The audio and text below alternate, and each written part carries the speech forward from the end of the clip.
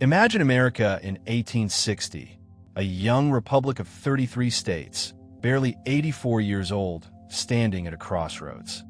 Morning mist rises over the Potomac as cotton fields bake under southern suns and northern factories belch smoke into the sky. Beneath this surface of growth, a deep divide festers. This is the story of a nation torn apart to find its soul, of ordinary people in extraordinary times, of war, sacrifice, and rebirth. These are the 130 essential facts that shaped America's defining crucible, the Civil War. Pre-war tensions and causes. 1. The Great Compromise that held for decades. On a bitterly cold March morning in 1820, the halls of Congress echoed with heated arguments that threatened to tear apart the young American Republic.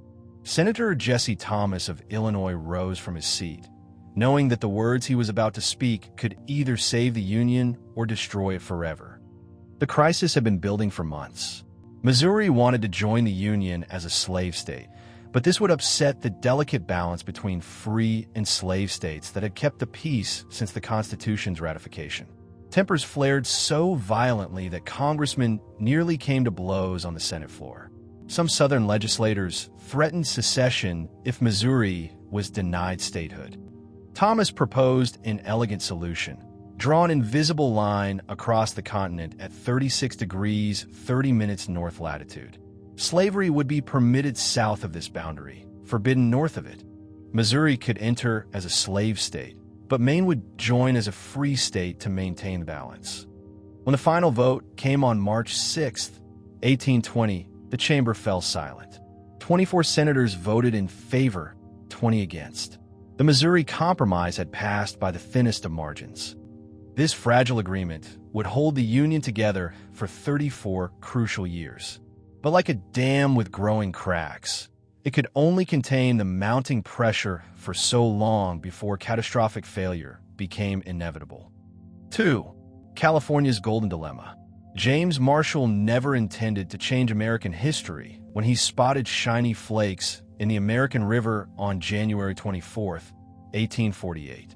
But his discovery of gold in California's Sierra Nevada foothills triggered a human stampede that would shatter decades of careful political compromise.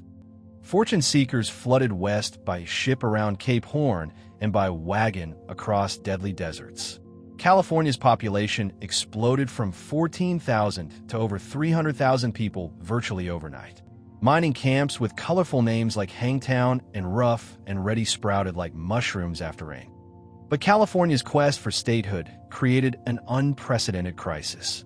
The territory's vast expanse extended both north and south of the sacred 36 degrees 30 minutes line established by the Missouri Compromise, creating a geographical impossibility under existing law. In Washington's sweltering summer heat, Congress convened for one of the most dramatic debates in American history. The aging lions of the Senate, Henry Clay, Daniel Webster, and John C. Calhoun, engaged in their final great performance. Clay, now 73 and suffering from tuberculosis, rose repeatedly to plead for compromise. Webster shocked his Massachusetts constituents by supporting concessions to the South. Calhoun, too weak to speak, sat wrapped in blankets while a colleague read his defiant final speech.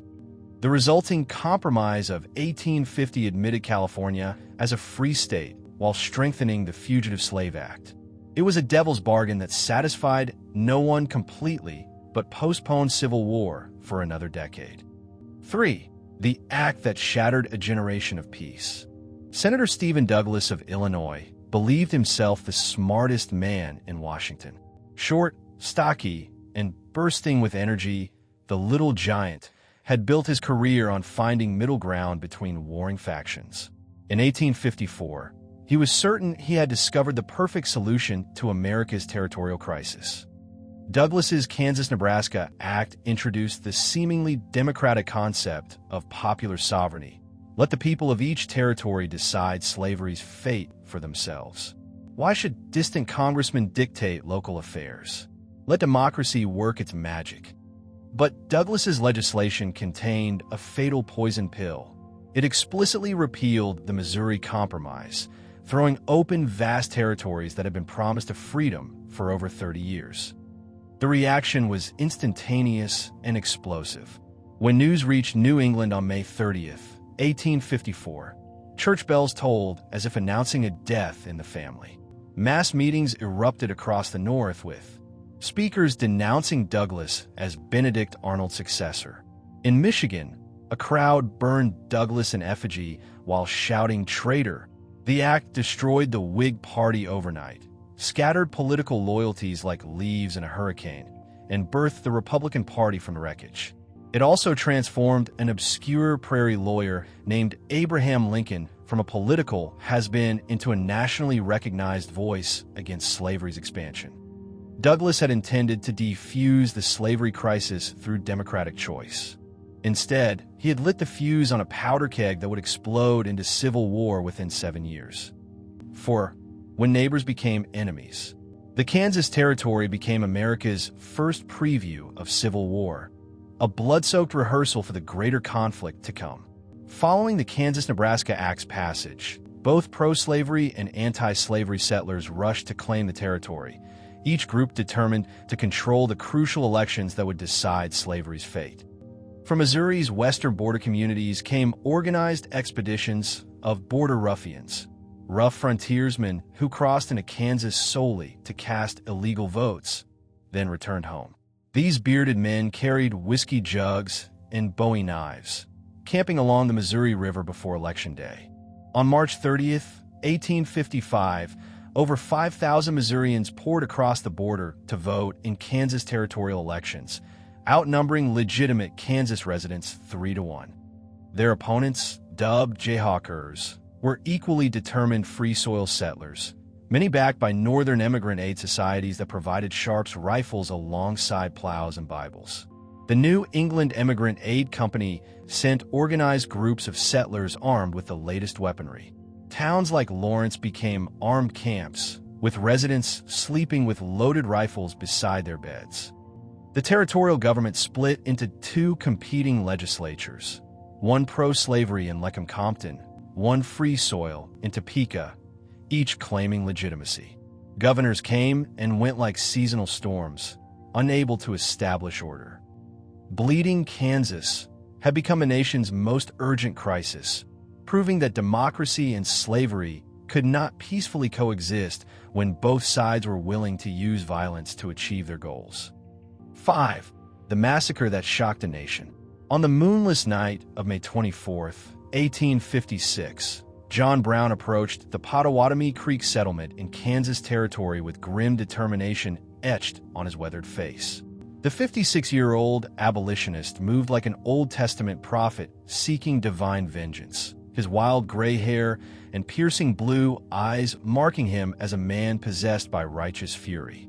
7 followers accompanied Brown, including 4 of his own sons.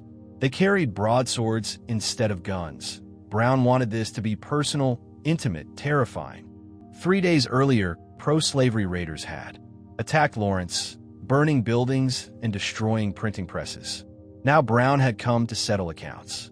Moving silently from cabin to cabin, Brown's band dragged 5 men from their homes: James Doyle and his 2 adult sons, Allen Wilkinson and William Sherman. Using their swords and knives, they methodically executed each man, splitting skulls and severing hands in deliberate acts of terrorism designed to strike fear into every pro-slavery heart in Kansas. Brown believed he was carrying out God's will, later declaring that he was an instrument in the hands of Providence. The Pottawatomie Massacre sent shockwaves across Kansas and the nation, escalating territorial violence to unprecedented levels of brutality. Pro-slavery forces retaliated with their own raids, creating a cycle of revenge that left dozens dead in Kansas Territory in virtual civil war. Brown's actions horrified even many abolitionists, but they also marked him as a man willing to kill and die for his beliefs. 6. A supreme betrayal of justice. Dred Scott never intended to become the center of a constitutional crisis that would push America towards civil war. The Missouri slave simply wanted freedom for himself and his wife Harriet, after living in free territory for several years. His owner, an Army surgeon, had taken Scott to military posts in Illinois and the Wisconsin Territory, where slavery was prohibited.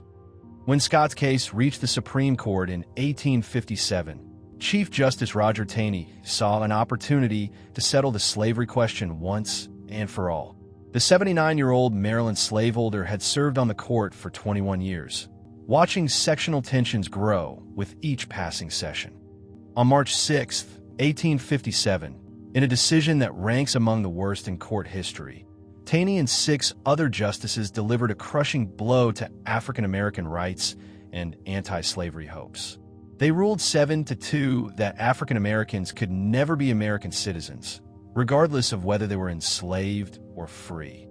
Scott, Taney declared with chilling finality, had no rights which the white man was bound to respect. The decision went further, invalidating the Missouri Compromise and declaring that Congress had no constitutional power to prohibit slavery in any territory. In a single stroke, the court had constitutionally protected slavery everywhere in America. Northern newspapers erupted in outrage, calling the decision a willful perversion of the Constitution. The New York Tribune declared it the moral assassination of a race. 7. The constitutional crisis that changed everything. The Dred Scott decision didn't simply rule against one slave's freedom. It fundamentally redefined American citizenship and federal power in ways that made compromise impossible. Chief Justice Taney's majority opinion attempted to settle the slavery question through judicial fiat, but instead created an unprecedented constitutional crisis. By declaring that the Founding Fathers had viewed African Americans as so far inferior that they had no rights which the white man was bound to respect, Taney rewrote American history to support Southern interests. The decision invalidated not only the Missouri Compromise, but also the concept of popular sovereignty, since territories could no longer exclude slavery, even if their residents voted to do so. This legal earthquake left the Democratic Party's platform in ruins and made Republican warnings about a slave power conspiracy seem prophetic rather than paranoid. How could anti-slavery forces work within a system where the highest court in the land declared their goals unconstitutional? Frederick Douglass captured the Northern mood when he declared the decision devilish and an aristocratic conspiracy designed to nationalize slavery. Republican newspapers thundered that the court had joined a plot to force slavery on unwilling territories and states. The ruling backfired spectacularly on pro-slavery forces, radicalizing moderate Northerners who had previously sought middle ground. Rather than settling the slavery crisis permanently, Dred Scott versus Sandford made civil war inevitable by convincing millions that slavery could never be contained through legal means. 8. The debates that launched a political legend. The announcement electrified Illinois politics. Abraham Lincoln, former one-term congressman and prairie lawyer, would challenge Stephen Douglas, the most powerful Democrat in America, for his Senate seat. The subsequent 7 debates of 1858 would transform American political discourse and launch Lincoln from regional obscurity to national prominence. Across Illinois, massive crowds gathered in dusty town squares to witness these intellectual gladiators clash over slavery's future.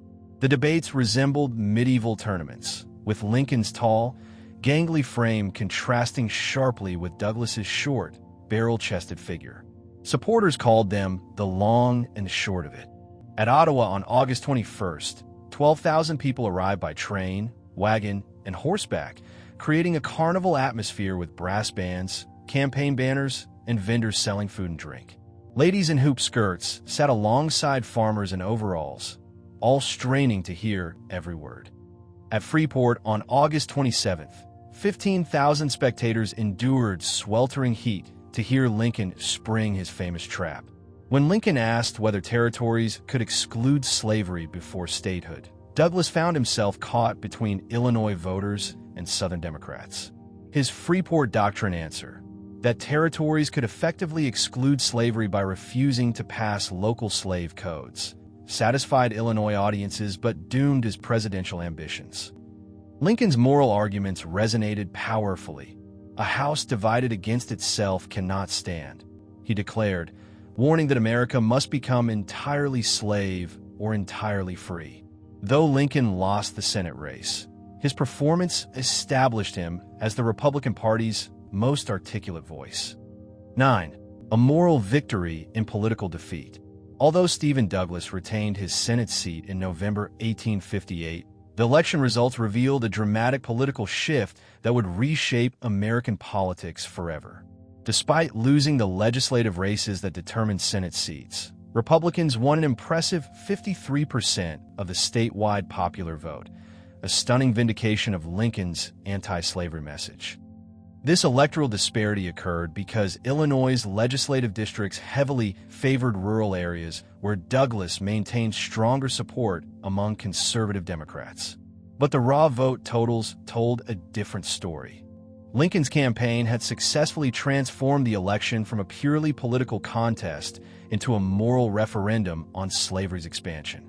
The Republican vote represented a stunning 40% increase from the party's 1856 showing, demonstrating Lincoln's growing appeal beyond traditional abolitionists. His House-divided speech and powerful debate performances had convinced thousands of moderate voters that slavery threatened American democracy itself. Party leaders took notice. Within months, Lincoln received speaking invitations from across the North, allowing him to build a network of supporters that would prove crucial for his presidential nomination. Eastern Republicans who had never heard of the Prairie Lawyer began mentioning his name as presidential timber. Douglas's Pyrrhic victory came at enormous cost. His Freeport doctrine had satisfied Illinois voters while infuriating Southern Democrats, fracturing the party that had dominated American politics for decades. By trying to straddle the slavery issue, Douglas had destroyed his own chances for the presidency while elevating his opponent to national prominence. 10. From Prairie Lawyer to national celebrity. The transformation of Abraham Lincoln from regional politician to national celebrity began with a simple business decision. The Republican Party would publish the complete Lincoln-Douglas debate transcripts as a book. Lincoln personally supervised the editing process, carefully crafting his arguments to reach the widest possible audience beyond Illinois. The book became a sensation. Political parties distributed 16,000 copies within months, an enormous circulation for the era. Newspapers across the North reprinted excerpts, while political clubs used the transcripts as campaign literature for local elections. Lincoln's moral arguments against slavery's expansion resonated far beyond the Illinois prairies. His famous declaration that this government cannot endure permanently half slave and half free became a rallying cry for anti-slavery forces nationwide. Unlike the abstract constitutional arguments favored by many politicians, Lincoln spoke in language that ordinary farmers and shopkeepers could understand and embrace. Speaking invitations poured in from Republican organizations across the North. Lincoln's February 1860 Cooper Union address in New York City drew over 1,500 people and received rave reviews from the Metropolitan Press. The New York Tribune called it one of the happiest and most convincing political arguments ever made in this city. By 1860, this obscure Prairie Lawyer had become the Republican Party's most recognizable figure after William Seward. The debates had demonstrated Lincoln's unique ability to make complex constitutional questions accessible while framing the slavery issue in moral terms that touched American consciences. 11. The raid that terrorized the nation. The fog hung thick over the Potomac River on the evening of October 16, 1859, when John Brown and 21 followers slipped across in a Harper's Ferry, Virginia, launching the most audacious attack on slavery in American history. Brown's plan was breathtakingly ambitious: seize the federal armory, arm enslaved people throughout Virginia, and ignite a massive rebellion that would spread across the entire South like wildfire. The raiders moved with military precision in the darkness. They easily captured the armory and arsenal, taking several prominent hostages, including Lewis Washington, the first president's great-grandnephew. Brown believed that enslaved people would flock to his banner once word spread of his liberation army. But Brown's master plan immediately began unraveling in the cold light of dawn. Local enslaved people, rather than rushing to join the rebellion, remained cautious and confused by the sudden violence. Most had never heard of the wild-haired abolitionist and feared retribution more than they hoped for freedom. Virginia militia quickly surrounded the armory, trapping Brown's band inside the engine house. Telegraph wires hummed with urgent messages to Washington. President Buchanan dispatched a force of U.S. Marines under the command of Colonel Robert E. Lee to end the crisis. After 36 hours of siege, Lee's Marines stormed the building with bayonets fixed. 10 raiders died in the assault, including 2 of Brown's sons, while Brown himself was captured, wounded but defiant. The raid had lasted less than 2 days, but its psychological impact would prove enormous. 12. A martyr's final words. John Brown's execution on December 2, 1859, transformed a failed raider into a powerful symbol that deepened America's sectional divide beyond any hope of healing. Standing calmly on the gallows in Charlestown, Virginia, the old man handed his jailer a prophetic note written in a steady hand. I, John Brown, am now quite certain that the crimes of this guilty land will never be purged away but with blood. His dignity in facing death impressed even his enemies. Throughout his 6-week trial, Brown had eloquently defended his actions, declaring that if he had interfered on behalf of the rich and powerful instead of enslaved people, it would have been all right, and every man in this court would have deemed it an act worthy of reward rather than punishment. The execution triggered dramatically different reactions across the divided nation. Northern church bells tolled mournfully during his hanging, while prominent intellectuals like Ralph Waldo Emerson called him a new saint who would make the gallows glorious like the cross. Henry David Thoreau proclaimed that Brown's death made the date of a new revolution. But in the South, Brown's martyrdom confirmed their worst fears about Northern intentions. Virginia Governor Henry Wise received anonymous death threats, while Southern newspapers declared that Lincoln's Republican Party was filled with John Brown sympathizers planning similar raids. The old man's body lay moldering in Adirondack soil, but his soul had indeed gone marching on, straight toward the Civil War he had tried to start single-handedly. 13. Birth of a Revolutionary Party. The Republican Party's formation in 1854 represented nothing less than a political revolution that would reshape American democracy forever.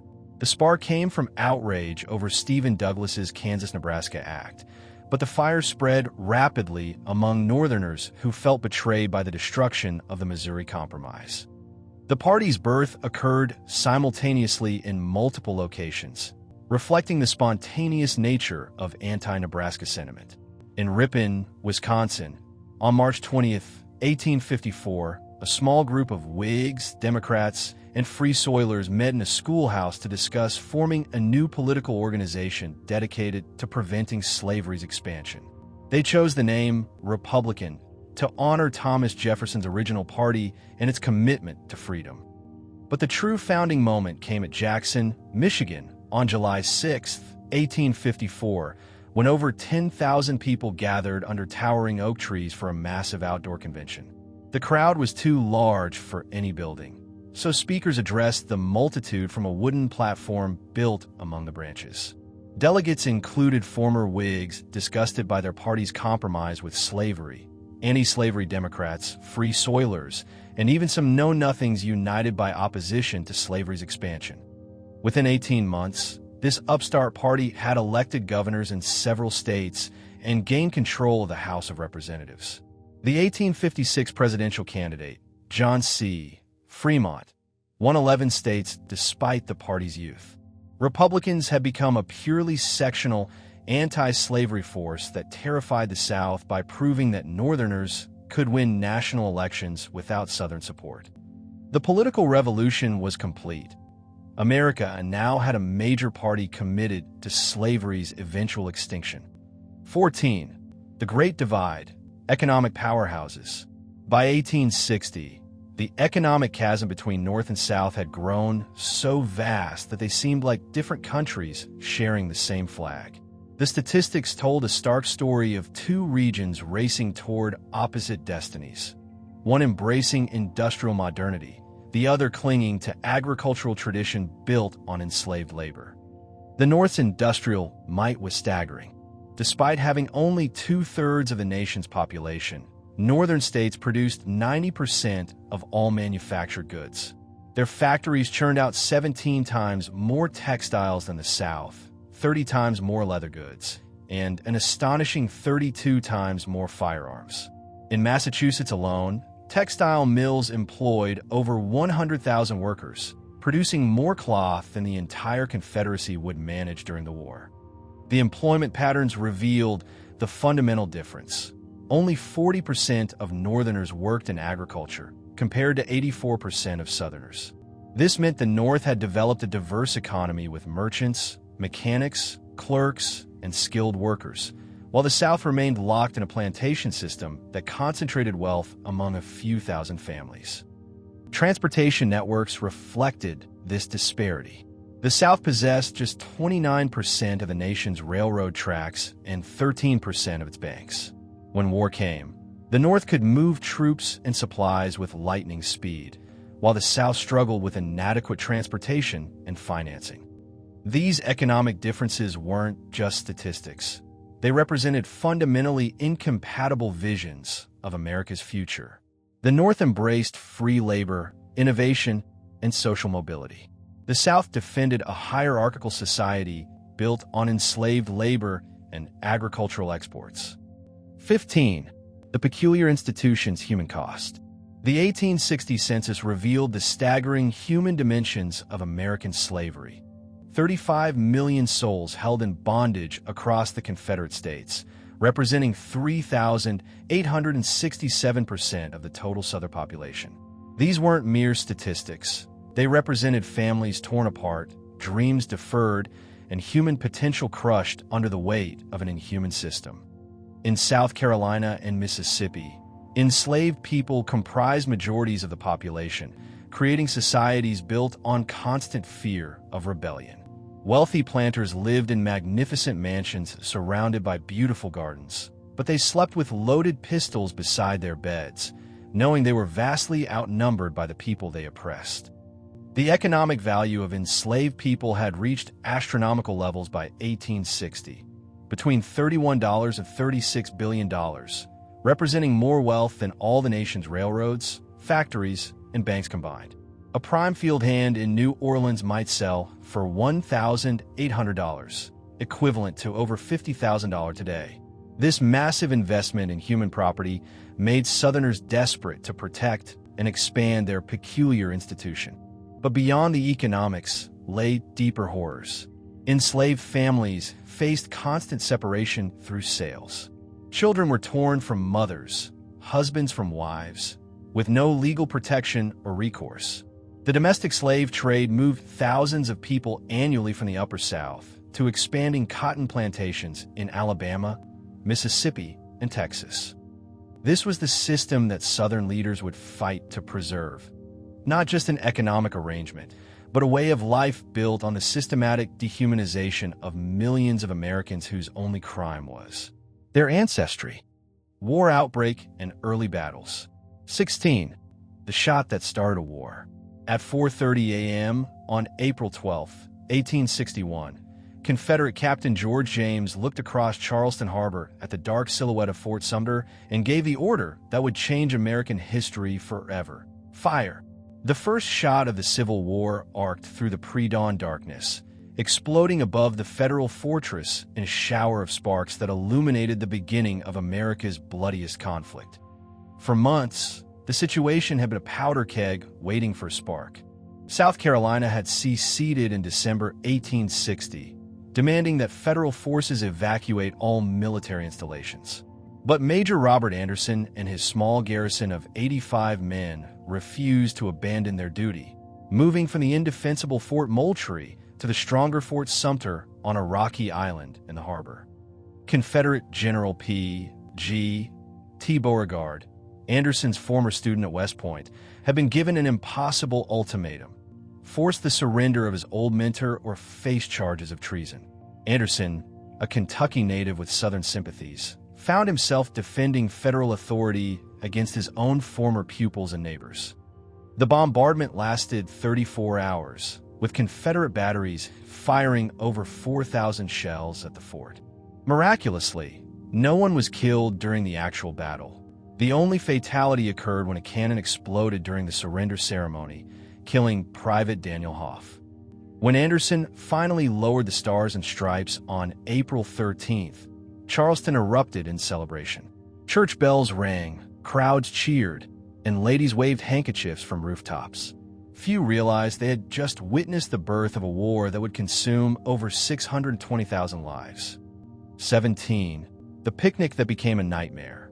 On July 21st, 1861, hundreds of Washington socialites packed elaborate picnic lunches and rode out in carriages to watch what they expected would be a grand spectacle: the Union Army's triumphant march to Richmond and the swift end of the Southern Rebellion.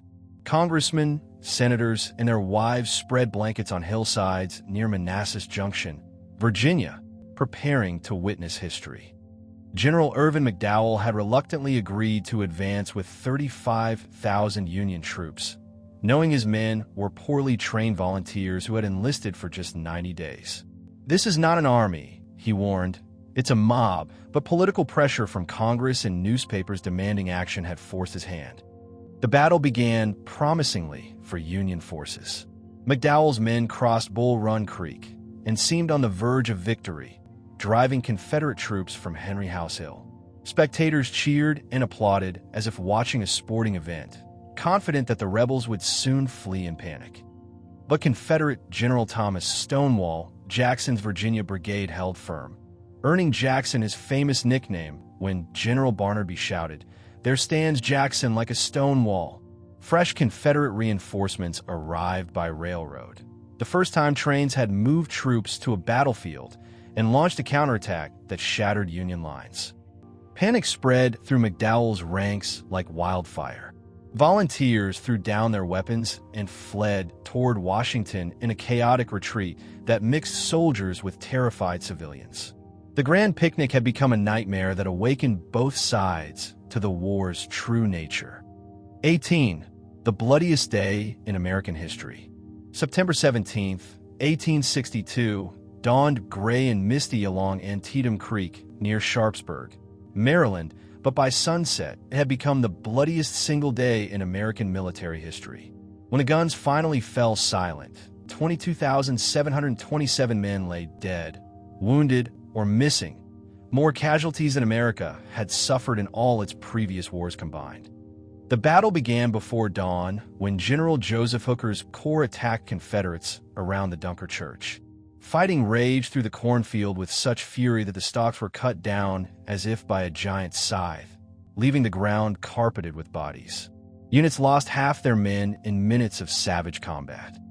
At the center of the Confederate line, Union forces captured a sunken road after repeated assaults, filling it with so many enemy dead that it became known forever as Bloody Lane. Confederate Colonel John Gordon was shot 5 times, but continued fighting until a bullet through his face finally dropped him unconscious into a pool of his own blood. The day's most horrific scene occurred at Antietam Creek's Stone Bridge, where General Ambrose Burnside's 9 Corps made repeated frontal assaults against entrenched Confederates. The narrow bridge became a killing field as Union soldiers fell in windows trying to cross. When they finally succeeded, the delay had cost precious hours and hundreds of lives. General George McClellan commanded 87,000 Union troops against Lee's 45,000 Confederates, but his overcautious tactics allowed the outnumbered enemy to hold their ground. Lee's army escaped across the Potomac that night, bloodied but still intact. 19. The photographer who showed war's true face. 3 days after Antietam, photographer Alexander Gardner arrived on the battlefield with his assistant and a wagon full of camera equipment. What they documented would change how Americans viewed warfare forever. For the first time, citizens could see the true face of battle. Not the romantic paintings of heroic charges, but the grim reality of bloated corpses and twisted limbs. Gardner moved methodically across the battlefield, setting up his bulky camera to capture images that would haunt viewers for generations. His photograph, The Dead of Antietam, showed Confederate bodies lying along the Hagerstown Pike, their faces turned skyward in death's final expression. Another image captured Union soldiers gathering the dead near the Dunker Church, the sacred ground now defiled by war's harvest. When these photographs went on display at Matthew Brady's New York Gallery, crowds gathered in shocked silence. The New York Times reported that Brady had brought home to us the terrible reality and earnestness of war, and that viewing the images was like walking among the corpses themselves.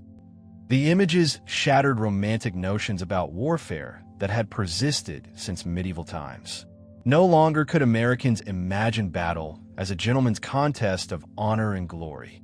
Gardner's camera had revealed war as industrial slaughter, where technology multiplied death beyond human comprehension. This visual evidence of war's horror marked a turning point in American consciousness. The photographs from Antietam prepared Northern audiences for the even greater sacrifices that lay ahead, while demonstrating that victory would require enduring losses on an unprecedented scale. 20. The proclamation that changed everything. 5 days after Antietam, Abraham Lincoln gathered his cabinet in the White House for one of the most momentous meetings in American history. The president had been waiting for a Union victory to announce his decision, and Lee's retreat from Maryland finally provided the opportunity he needed. Lincoln read from a document he had been crafting for months, the Preliminary Emancipation Proclamation. The text was legalistic and carefully limited. It would free enslaved people only in areas still in rebellion as of January 1st, 1863, exempting loyal border states and Union-occupied territory. But its implications were revolutionary. Secretary of War Edwin Stanton called it a new birth of freedom for the nation. Navy Secretary Gideon Welles predicted it would take its place among the most important documents ever issued in this country. But Treasury Secretary Salmon Chase worried about political backlash from Democrats and conservative Republicans. The Preliminary Proclamation, announced on September 22, 1862, gave the Confederacy 100 days to end their rebellion and preserve slavery, or face the complete transformation of the war's purpose. Lincoln was gambling that moral pressure and the promise of enslaved people's freedom would weaken Confederate resolve while preventing European intervention. Southern leaders reacted with fury, calling Lincoln a despot and the proclamation an incitement to slave rebellion. But Frederick Douglass captured the moment's significance when he declared that Lincoln had finally linked the war for Union with the cause of human freedom. The conflict had been transformed from a political dispute into a moral crusade. Military statistics and casualties. 21. When boys became statistics. The numbers from Gettysburg read like an accountant's ledger, but each entry represented a young man who would never return home to his family. The 3-day battle produced 51,112 total casualties, a figure so staggering that it exceeded the entire population of most American cities in 1863. The 26th North Carolina entered the battle with 800 men, many of them teenagers who had never seen combat before. They advanced across Seminary Ridge on July 1st with their regimental band playing Dixie, their new battle flag snapping in the summer breeze. By the time the sun set on July 3rd, only 86 of those boys remained unharmed. The regiment had suffered 714 casualties, an 89% casualty rate that defied comprehension. Across the field, the 24th Michigan faced similar devastation. Of 496 men who began the battle, 362 fell dead or wounded, a 73% casualty rate. These were farmers and shopkeepers from small Michigan towns, not professional soldiers. They had enlisted to preserve the Union and found themselves trapped in the largest battle ever fought in North America. The University Grays from Mississippi suffered perhaps the most heartbreaking losses. Company A of the 11th Mississippi consisted of 139 students from the University of Mississippi who had enlisted together in 1861. By Gettysburg's end, 135 of these young scholars lay dead or wounded, a 100% casualty rate that wiped out an entire generation of Southern intellectual leadership. These weren't just numbers in a history book. They were someone's sons, brothers, and fathers who had marched off to war singing patriotic songs and dreaming of glory. 22. The general who understood modern war. Ulysses S. Grant's Vicksburg campaign of 1863 demonstrated a new kind of warfare that broke every rule in the military textbooks. Instead of attacking the Confederate fortress directly, Grant did something unprecedented. He marched his army away from his supply lines and lived off the land for 47 days, confusing Confederate commanders who couldn't predict his next move. Grant's 43,000 men crossed the Mississippi River below Vicksburg on April 30th, 1863, beginning one of the most audacious campaigns in military history. They moved like a whirlwind across Mississippi, fighting 5 battles in 18 days while covering 200 miles of enemy territory. Confederate General John Pemberton, trapped in rigid defensive thinking, couldn't respond to Grant's fluid tactics. The campaign climaxed with the siege of Vicksburg itself. 47 days of constant bombardment that reduced the city to rubble and its citizens to eating mule meat and hiding in caves. Women reported that the sound of Grant's mortars became so routine that children played games, counting the explosions. When Pemberton finally surrendered on July 4th, 1863, Grant captured 29,000 Confederate soldiers and 172 artillery pieces. More importantly, the victory split the Confederacy in half, giving the Union complete control of the Mississippi River. As Lincoln said, "The father of waters again goes unvexed to the sea." Grant's success at Vicksburg proved that the Civil War had become too complex for traditional European tactics. Victory would go to commanders who understood that industrial warfare required new strategies, new logistics, and the willingness to accept unprecedented casualties to achieve decisive results. 23. The march that redefined total war. William Tecumseh Sherman's march to the sea in late 1864 introduced Americans to a terrifying new concept, total war, where civilian populations became legitimate military targets. Sherman's 62,000 men cut a 60-mile wide swath of destruction across Georgia, covering 285 miles from Atlanta to Savannah in just over a month. Sherman understood that the Confederacy's will to fight depended on civilian morale and economic support. "We are not only fighting hostile armies," he explained to Grant, "but a hostile people, and must make old and young, rich and poor, feel the hard hand of war." His solution was revolutionary: destroy the South's capacity to support its armies by targeting the economic infrastructure that sustained the rebellion.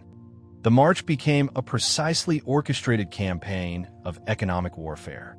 Sherman's bummers organized foraging parties, systematically destroyed railroads, burned cotton gins, confiscated livestock, and liberated enslaved people.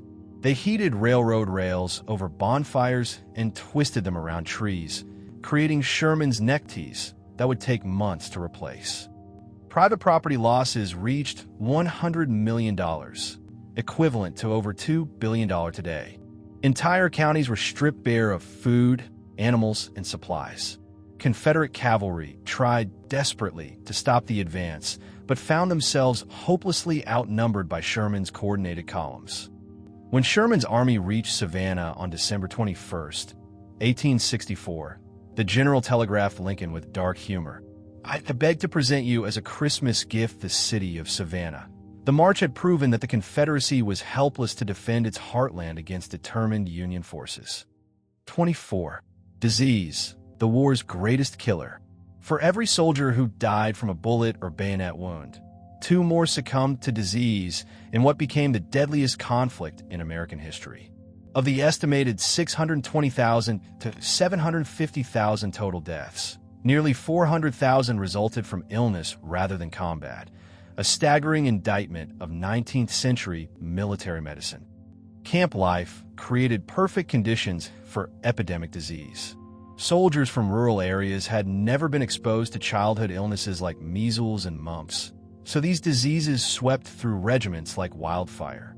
The 17th Michigan Infantry lost 80 men to measles during their first winter, more than they would lose in 3 years of combat. Dysentery was the war's greatest killer, affecting virtually every soldier at some point.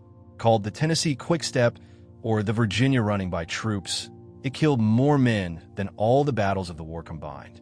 Typhoid fever claimed another 35,000 lives, while pneumonia, malaria, and smallpox added thousands more to the death toll. Poor sanitation turned army camps into breeding grounds for disease. Soldiers often pitched their tents near latrines, contaminating water supplies with human waste. Many regiments lost half their strength to illness before ever seeing combat.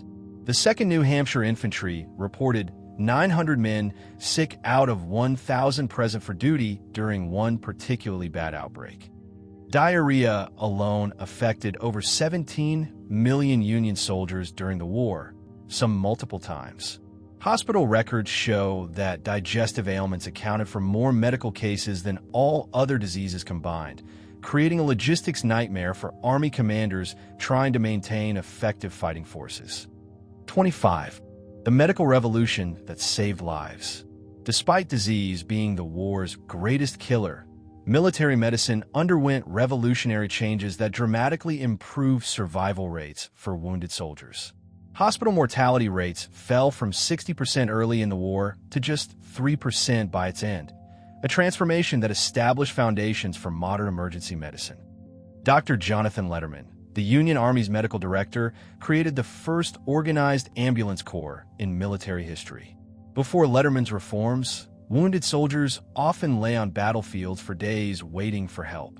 His system established 3 levels of care: field stations for immediate treatment, field hospitals for surgery, and general hospitals for recovery.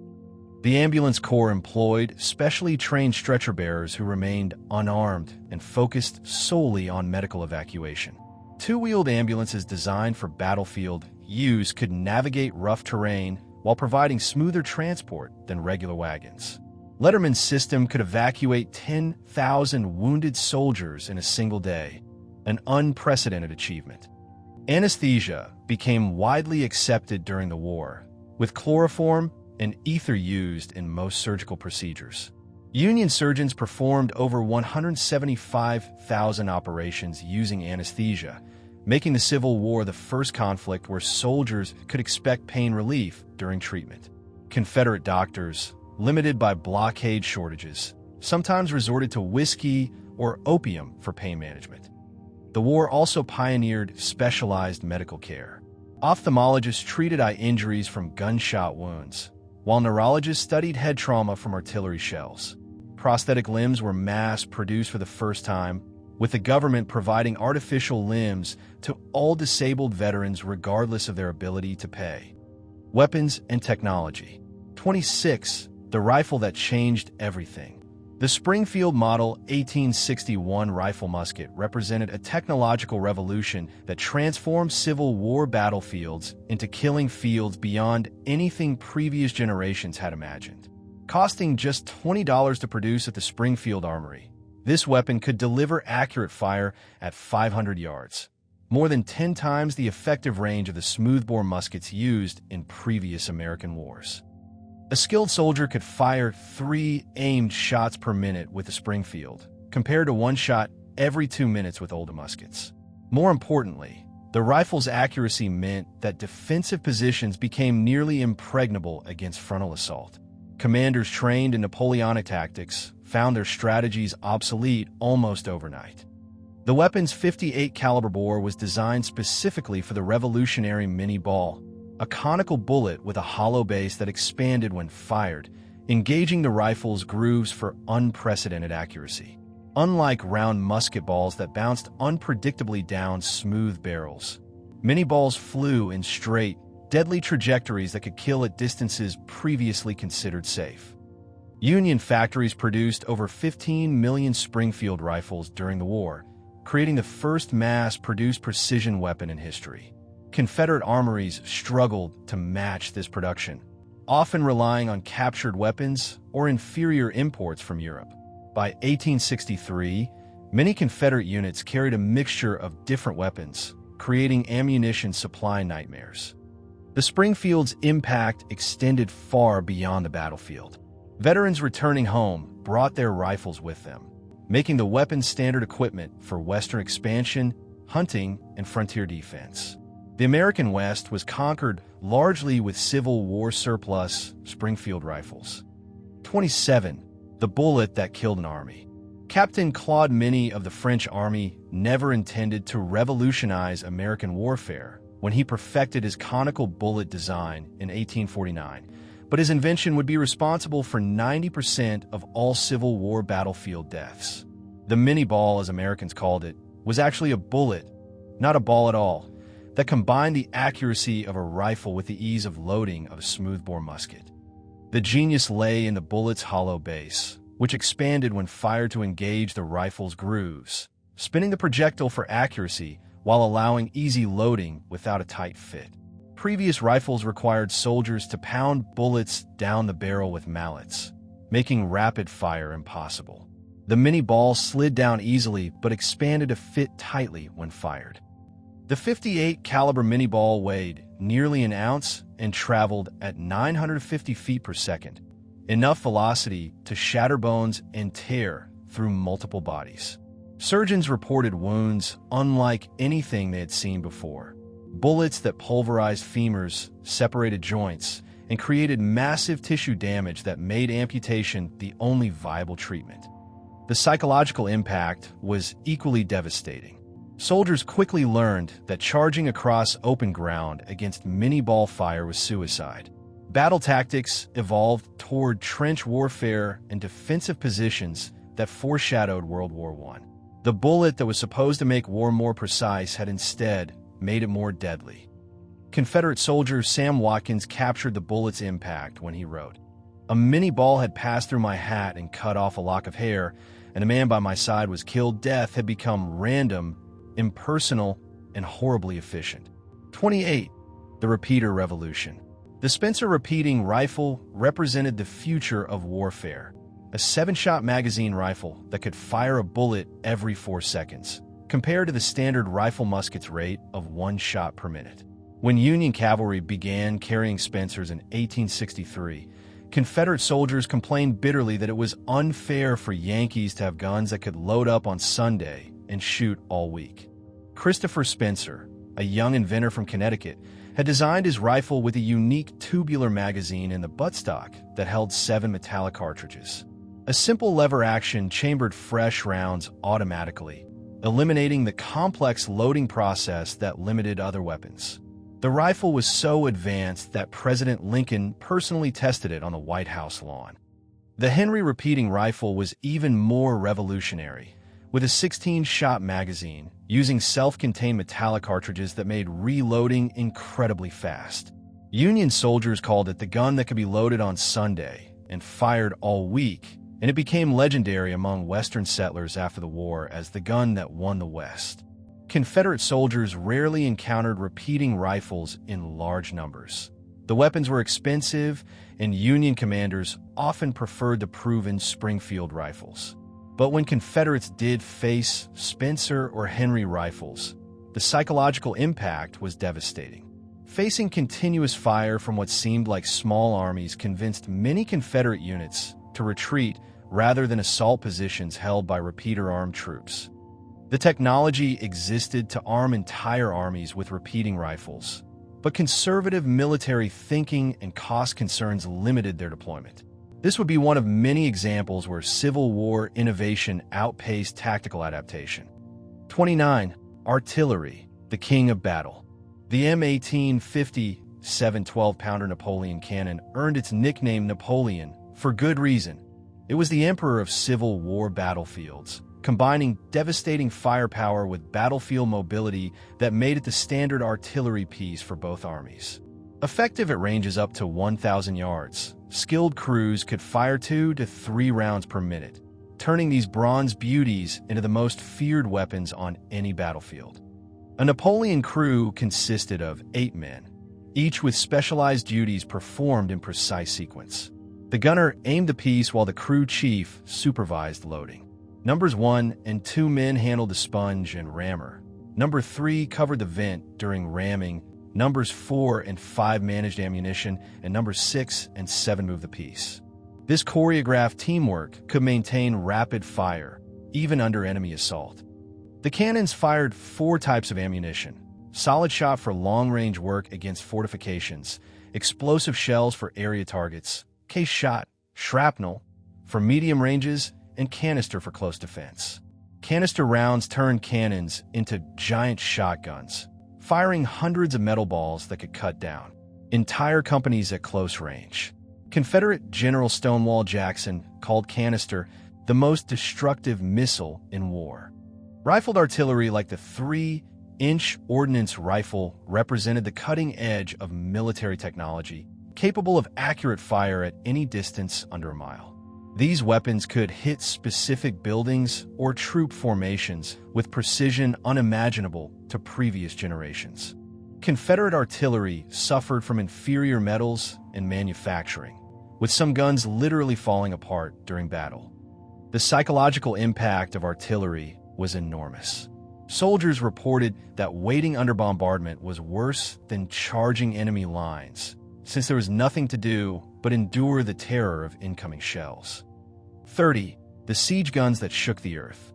During the 9-month siege of Petersburg, Union artillery reached levels of destruction that foreshadowed the massive bombardments of World War I. Massive siege guns capable of firing 440-pound shells turned sections of the Confederate city into lunar landscapes of craters and rubble. The largest guns were true monsters: 13-inch Seacoast mortars that required special railroad cars for transport and teams of horses to position. These weapons fired shells weighing more than most soldiers, creating explosions that could be heard for miles and felt through the ground like earthquakes. Confederate defenders reported that the concussion from large shells could kill men through shock waves alone, even without direct hits. Union engineers constructed elaborate gun positions with overhead protection and ammunition storage bunkers.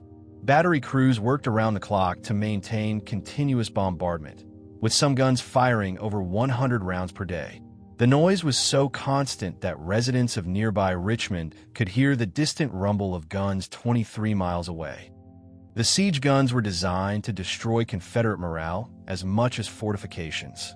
Constant bombardment prevented normal life, disrupted sleep, and created psychological stress that wore down defenders over months of exposure.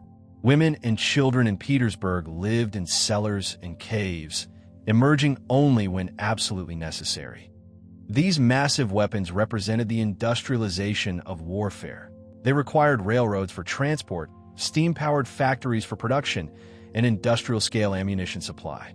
The Civil War had become the first truly modern war, where victory depended as much on industrial capacity as battlefield courage. Communication and naval warfare. 31. The telegraph. Lightning messages that won the war. The Union's Military Telegraph Corps created the first modern military communications network in history, building 15,000 miles of dedicated telegraph lines and handling over 65 million messages during the war. This revolutionary technology reduced information transmission time from 10 weeks by horseback courier to just 10 minutes by wire, fundamentally changing how wars could be fought and won. President Lincoln understood the telegraph's importance better than anyone, spending more time in the War Department telegraph office than anywhere outside the White House. He would arrive at all hours, reading the latest dispatches from distant battlefields and sending orders that could reach commanders within minutes. Lincoln called telegrams lightning messages and used them to coordinate multiple armies across vast distances. The telegraph transformed military strategy by allowing real-time coordination between separated forces. General Grant could communicate instantly with Sherman in Georgia, while simultaneously directing operations in Virginia. For the first time in military history, A commander could control multiple campaigns occurring hundreds of miles apart. Confederate forces tried desperately to disrupt Union communications by cutting telegraph wires, but repair crews could restore service within hours. The Union Telegraph Corps employed over 1,200 operators and 2,000 miles of military wire, creating redundant networks that were nearly impossible to disable permanently. Telegraph operators became unsung heroes of the war, often working under fire to maintain communications during battles. Many operators were young men in their teens and 20s who risked their lives to ensure that crucial messages reached their destinations. Their work behind the scenes contributed as much to Union victory as any general's battlefield tactics. 32. The battle that made wooden ships obsolete. March 9, 1862, dawned gray and choppy in Hampton Roads, Virginia, setting the stage for a naval duel that would revolutionize warfare forever. The USS Monitor, looking like a cheese box on a raft, steamed out to challenge the CSS Virginia, formerly the USS Merrimack, which resembled a floating barn roof. Their clash would mark the first battle between ironclad warships and signal the end of wooden naval warfare. The Virginia had terrorized Union forces the previous day, ramming and sinking the USS Cumberland while destroying the USS Congress with explosive shells. Wooden warships that had dominated the seas for centuries proved helpless against iron armor and rifle guns. Union naval officers watched in horror as their most powerful ships burned or sank. When the Monitor arrived after midnight, hope returned to Union forces. The revolutionary design featured a rotating turret housing two 11-inch guns, while the low-profile hull sat almost entirely underwater. Swedish inventor John Ericsson had created something that looked more like a machine than a ship. The battle lasted 4 hours, with both ironclads pounding each other at point-blank range. The Monitor was struck 22 times while firing 41 shots at the Virginia, which sustained 97 indentations but no serious damage. Neither vessel could penetrate the other's armor, proving that naval warfare had entered a new era. The draw had strategic implications far beyond Hampton Roads. European powers recognized that their wooden fleets were obsolete overnight, sparking an international ironclad building race. The age of sail had ended forever in 4 hours of thunderous combat. 33. The submarine that made history. The Confederate submarine H.L. Hunley earned a unique place in naval history on February 17, 1864, when it became the first submarine to successfully sink an enemy warship in combat. But this achievement came at a terrible cost. The Hunley itself was lost with all hands, marking both a triumph and a tragedy for Confederate innovation. Named after its inventor Horace Hunley, who had drowned during a test dive, the submarine was hand-cranked by 8 men working in cramped conditions that made every mission potentially fatal. The crew had to coordinate their cranking perfectly while maintaining depth control and navigation in Charleston Harbor's murky waters. Lieutenant George Dixon commanded the final mission with a crew of volunteers who knew they might not return. Their target was the USS Housatonic, a Union warship blockading Charleston. The Hunley approached underwater using a spar torpedo, an explosive charge mounted on a long pole that extended from the submarine's bow. The attack succeeded beyond Confederate hopes. The Hunley rammed its torpedo into the Housatonic's hull and detonated 135 pounds of gunpowder, sinking the Union vessel in minutes. 5 Union sailors died in the explosion, while the rest were rescued by nearby ships. But the Hunley never returned to port. The submarine sank during its retreat, possibly damaged by its own explosion or swamped by rough seas. The wreck wasn't discovered until 1995, with the crew still at their stations after 131 years underwater. Their sacrifice had proven that submarines could be effective weapons, inspiring naval innovations that would reshape warfare in future conflicts. 34. Naval mines, the hidden killers. Confederate naval mines, called torpedoes during the Civil War era, represented one of the conflict's most innovative and deadly technologies. These underwater weapons sank 40 Union ships during the war, representing the first widespread military use of such devices and establishing principles that would govern naval warfare for generations. Confederate engineers developed several types of mines to defend their ports and rivers. Contact mines floated just below the surface, detonating when ships struck projecting spikes. Electrically controlled mines could be triggered from shore stations, allowing defenders to detonate them at precisely the right moment. Some mines used clockwork timers, while others employed chemical fuses activated by seawater. The most successful mine deployment occurred in Mobile Bay, where Confederates planted over 100 torpedoes to protect their last major Gulf port. Admiral David Farragut's famous order, "Damn the torpedoes, full speed ahead," came during his assault on these defenses on August 5, 1864. The USS Tecumseh struck a mine and sank in minutes, taking 93 sailors to their deaths. Mine warfare created constant psychological pressure on Union naval forces. Sailors never knew when their ship might trigger a hidden explosion, making routine patrols nerve-wracking ordeals.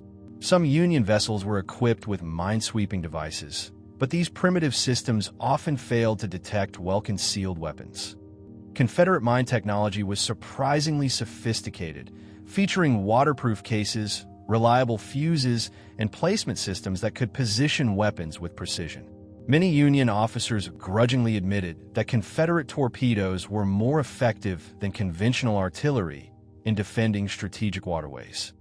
Daily life and home front. 35. A soldier's daily bread. Union soldiers received daily rations that were generous by 19th century standards, but monotonous enough to drive men to desperate measures for variety. The official allotment included 12 ounces of pork or 20 ounces of fresh beef, 1 pound 6 ounces of soft bread or 1 pound of hardtack, plus coffee, sugar, salt, and occasional beans, rice, or dried vegetables. The centerpiece of every soldier's diet was hardtack, 3-inch square crackers that were so hard they earned nicknames like tooth dullers, sheet iron crackers, and worm castles made from flour and water with no salt or leavening. Hardtack could last for years if kept dry. Soldiers developed creative ways to make it edible, soaking in coffee, frying in bacon grease, or crumbling into soup. Many hardtack crackers became infested with weevils and other insects, leading to the soldiers saying, "Tap your hardtack against a tree, and if nothing crawls out, you can eat it." Some men prefer to eat their hardtack in the dark to avoid seeing the bugs. Others claimed the insects added protein to their diet. Coffee was so important to Union morale that it was often the last thing distributed before battle and the first thing served afterward. Soldiers would grind green coffee beans with rifle butts and brew it in anything that would hold water. The aroma of coffee brewing meant safety, warmth, and a moment's respite from war's terrors. Confederate rations were often half the Union amounts due to supply shortages and the Union naval blockade. Southern soldiers frequently had to forage for food or rely on care packages from home that became increasingly rare as the war progressed. 36. The economy of war. The financial cost of the Civil War staggered a nation accustomed to federal budgets, measured in millions rather than billions. The Union government spent $18 billion during the conflict, equivalent to over $400 billion in today's money, an amount that dwarfed all previous American military expenditures combined. The Lincoln administration financed this massive expense through a revolutionary combination of methods: 21% from taxation, 66% from borrowing, and 13% from currency inflation. The federal government had never before attempted to raise such enormous sums, requiring innovations in public finance that transformed the American economy. New taxes included the first federal income tax in American history, levying 3% on incomes over $800 and 5% on incomes over $10,000. The government also imposed excise taxes on luxury goods, alcohol, tobacco, and even playing cards. Revenue stamps became a visible reminder of war's cost, appearing on everything from legal documents to proprietary medicines. Government borrowing reached unprecedented levels through the sale of war bonds to ordinary citizens. Secretary of the Treasury Salmon Chase launched publicity campaigns featuring patriotic slogans like "Buy Bonds" and "Save the Union." School children contributed pennies, while wealthy investors bought $1,000 bonds, creating a sense of shared sacrifice. The Confederacy's financial situation was far more precarious. With limited industrial capacity and few banks, the Southern government relied heavily on printing paper money, creating runaway inflation that destroyed civilian morale. By 1865, it took $1,200 in Confederate currency to buy what $1 had purchased in 1861. 37. When money became worthless, Confederate currency experienced inflation so severe that it became more valuable as wallpaper than money by the war's end.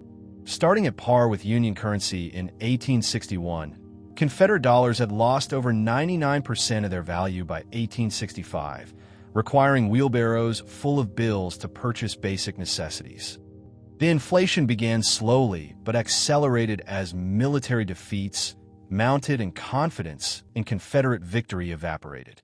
Items that cost $1 in 1861 required $3 by 1862, $10 by 1863, $40 by 1864, and $92 by the war's end, representing over 9,000% inflation that destroyed the Southern economy. Richmond residents told stories of carrying basketfuls of money to buy a single loaf of bread. Restaurant menus changed daily as prices doubled overnight. A cup of coffee that cost 5 cents in Confederate currency at the war's beginning cost $5 by its end. Hotel bills reached thousands of Confederate dollars for a single night's stay. The psychological impact was devastating. Confederate soldiers received pay in worthless currency while their families at home struggled to afford food. Many soldiers deserted not from cowardice, but from desperation to help their starving families. Letters from home describing children crying from hunger proved more effective than Union bullets in breaking Confederate morale. Some Confederate currency carried prophetic messages. Bills featured images of enslaved people working in fields, with the inscription, "The Confederate States of America will pay the bearer," printed below. As Union armies advanced and slavery crumbled, these images became bitter reminders of the Confederacy's doomed cause. 38. The Women's War for Bread. On April 2, 1863, over 100 women marched through Richmond streets carrying axes, knives, and empty baskets in the largest civil disturbance in Confederate history. These were not revolutionaries, but desperate mothers and wives whose families faced starvation as food prices increased 10 times their pre-war levels. The crowd began as a peaceful meeting at Capitol Square, where women discussed their desperate circumstances. Mary Jackson, a tall woman with a commanding presence, declared that they would march to Governor John Letcher's mansion and demand action. But the crowd's anger grew as they moved through the city, and what started as a petition became a riot. The women broke into stores and seized food, clothing, and anything of value they could carry. They pried open shop doors with their axes, filled their baskets with flour and bacon, and ignored pleas from shopkeepers to pay with worthless Confederate currency. The Richmond Examiner reported that the women looked like demons as they claimed what they needed to feed their families. President Jefferson Davis himself arrived to confront the rioters, standing on a wagon and threatening to order troops to fire on his own citizens.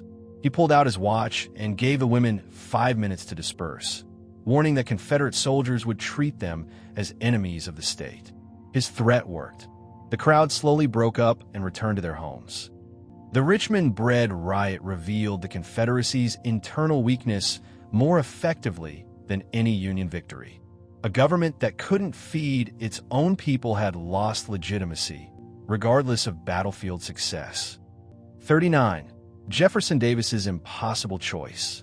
Standing on a wagon in Richmond streets on April 2, 1863, Confederate President Jefferson Davis faced the most humiliating moment of his presidency. Before him stood over 100 angry women, wives of Confederate soldiers, mothers of Confederate dead, who had just looted stores to feed their starving families. Davis understood the desperation that drove these women to riot. Food prices had spiraled beyond the reach of ordinary families as the Union blockade tightened and Confederate currency became worthless. A barrel of flour that cost $3 in 1861 now cost $30. A pound of bacon that once cost 12 cents now cost $125. Working families couldn't afford to eat. But Davis also knew that allowing civil disorder would signal Confederate weakness and encourage more uprisings. He had built his reputation on maintaining order and civilian authority, principles that seemed threatened by the mob before him. Pulling out his pocket watch, Davis delivered an ultimatum that shocked the crowd. "I will give you 5 minutes to disperse. If you don't, I will order the soldiers to fire upon you." The Confederate president was threatening to kill Confederate citizens to maintain control. His bluff worked. The women slowly dispersed, carrying their looted goods home to feed their children. But the damage to Confederate morale was enormous. Newspapers across the North reported that the Confederate president had threatened to shoot hungry women, confirming Union propaganda about Southern brutality. Davis never spoke publicly about the bread riot again, but privately he understood its significance. A government that couldn't feed its people and had to threaten them with military force had lost the moral authority necessary to win a war for independence. Women's roles and contributions. 40. Angels of the Battlefield. More than 3,000 women served as military nurses during the Civil War, transforming battlefield medicine and challenging Victorian notions about proper feminine roles. These women left comfortable homes to work in conditions that would have shocked hardened soldiers, tending wounded men in hospitals that were often little more than blood-soaked barns and warehouses. Clara Barton became the most famous of these medical heroines, earning the nickname Angel of the Battlefield for her courage under fire. At Antietam, she arrived with a wagon full of supplies just as overwhelmed surgeons were running out of bandages and chloroform. Working by candlelight, she helped treat over 4,000 wounded men in a single day, her white dress stained crimson with their blood. Dorothea Dix, appointed superintendent of Union Army nurses, established strict requirements for her volunteers. They must be over 30 years old, plain in appearance, and wear brown or black dresses with no jewelry or cosmetics. Dix wanted to ensure that her nurses would be seen as respectable women rather than objects of male attention. Confederate women faced even greater challenges, working without adequate supplies or support. Phoebe Pember, chief matron at Richmond's Chimborazo Hospital, managed the largest military hospital in the world with over 8,000 beds. She fought constant battles with male administrators who resented female authority and tried to limit her influence. These women proved that nursing was skilled work requiring intelligence, courage, and physical stamina. Their service established nursing as a respectable profession for women and laid the foundation for modern medical care. Many continued their medical work after the war, establishing training schools and promoting public health initiatives. 41. The Secret Soldiers. An estimated 400 to 750 women disguised themselves as men to fight in the Civil War, serving in both armies despite military regulations that explicitly prohibited their enlistment. These secret soldiers cut their hair, bound their breasts, adopted male names, and learned to walk, talk, and fight like men to serve their causes. Sarah Rosetta Wakeman of New York enlisted as Edwin Wakeman in 1862, writing to her family that the Army paid better than any work available to women. Her letters home described the reality of military service. "I was under fire about 4 hours and laid on the field of battle all night. There was 3 wounded in my company and 1 killed." Jenny Hodgers, an Irish immigrant, enlisted as Albert Cashier in the 95th Illinois Infantry and served throughout the war without discovery. After the conflict, she continued living as a man for decades, working odd jobs and collecting a veteran's pension. Her true identity wasn't discovered until 1914, when a doctor treating her for injuries realized she was biologically female. These women faced constant danger of discovery, which would have meant court-martial and imprisonment. They had to maintain their disguises during medical examinations, bathing, and sleeping in close quarters with male soldiers. Some were discovered when wounded in battle, while others successfully completed their service without detection. Their motivations varied. Some sought adventure and escape from restrictive gender roles. Others wanted to follow husbands or brothers into service, and many were driven by patriotic fervor equal to any man's. Their courage in facing both enemy fire and potential exposure demonstrates the determination of women to serve their country despite legal and social barriers. 42. The Soldier Who Fooled Everyone. Frances Clayton's story reads like fiction, but it represents the reality faced by hundreds of women who served as secret soldiers during the Civil War. Enlisting alongside her husband in a Minnesota regiment, Clayton successfully maintained her disguise as Jack Williams for months of active campaigning. Clayton learned to march with a male stride, speak in a deeper voice, and perform all the duties expected of a Civil War soldier. She participated in 18 battles, proving her courage under fire while carefully guarding the secret that could have destroyed her military career. Fellow soldiers never suspected that their comrade was a woman. Tragedy struck during the Battle of Stones River when her husband fell dead beside her. Clayton faced an impossible choice: reveal her identity to grieve properly or maintain her disguise to continue serving. She chose duty over emotion, continuing to fight while suppressing her grief in public. Clayton's deception was finally discovered when she was wounded and required medical treatment that revealed her biological sex.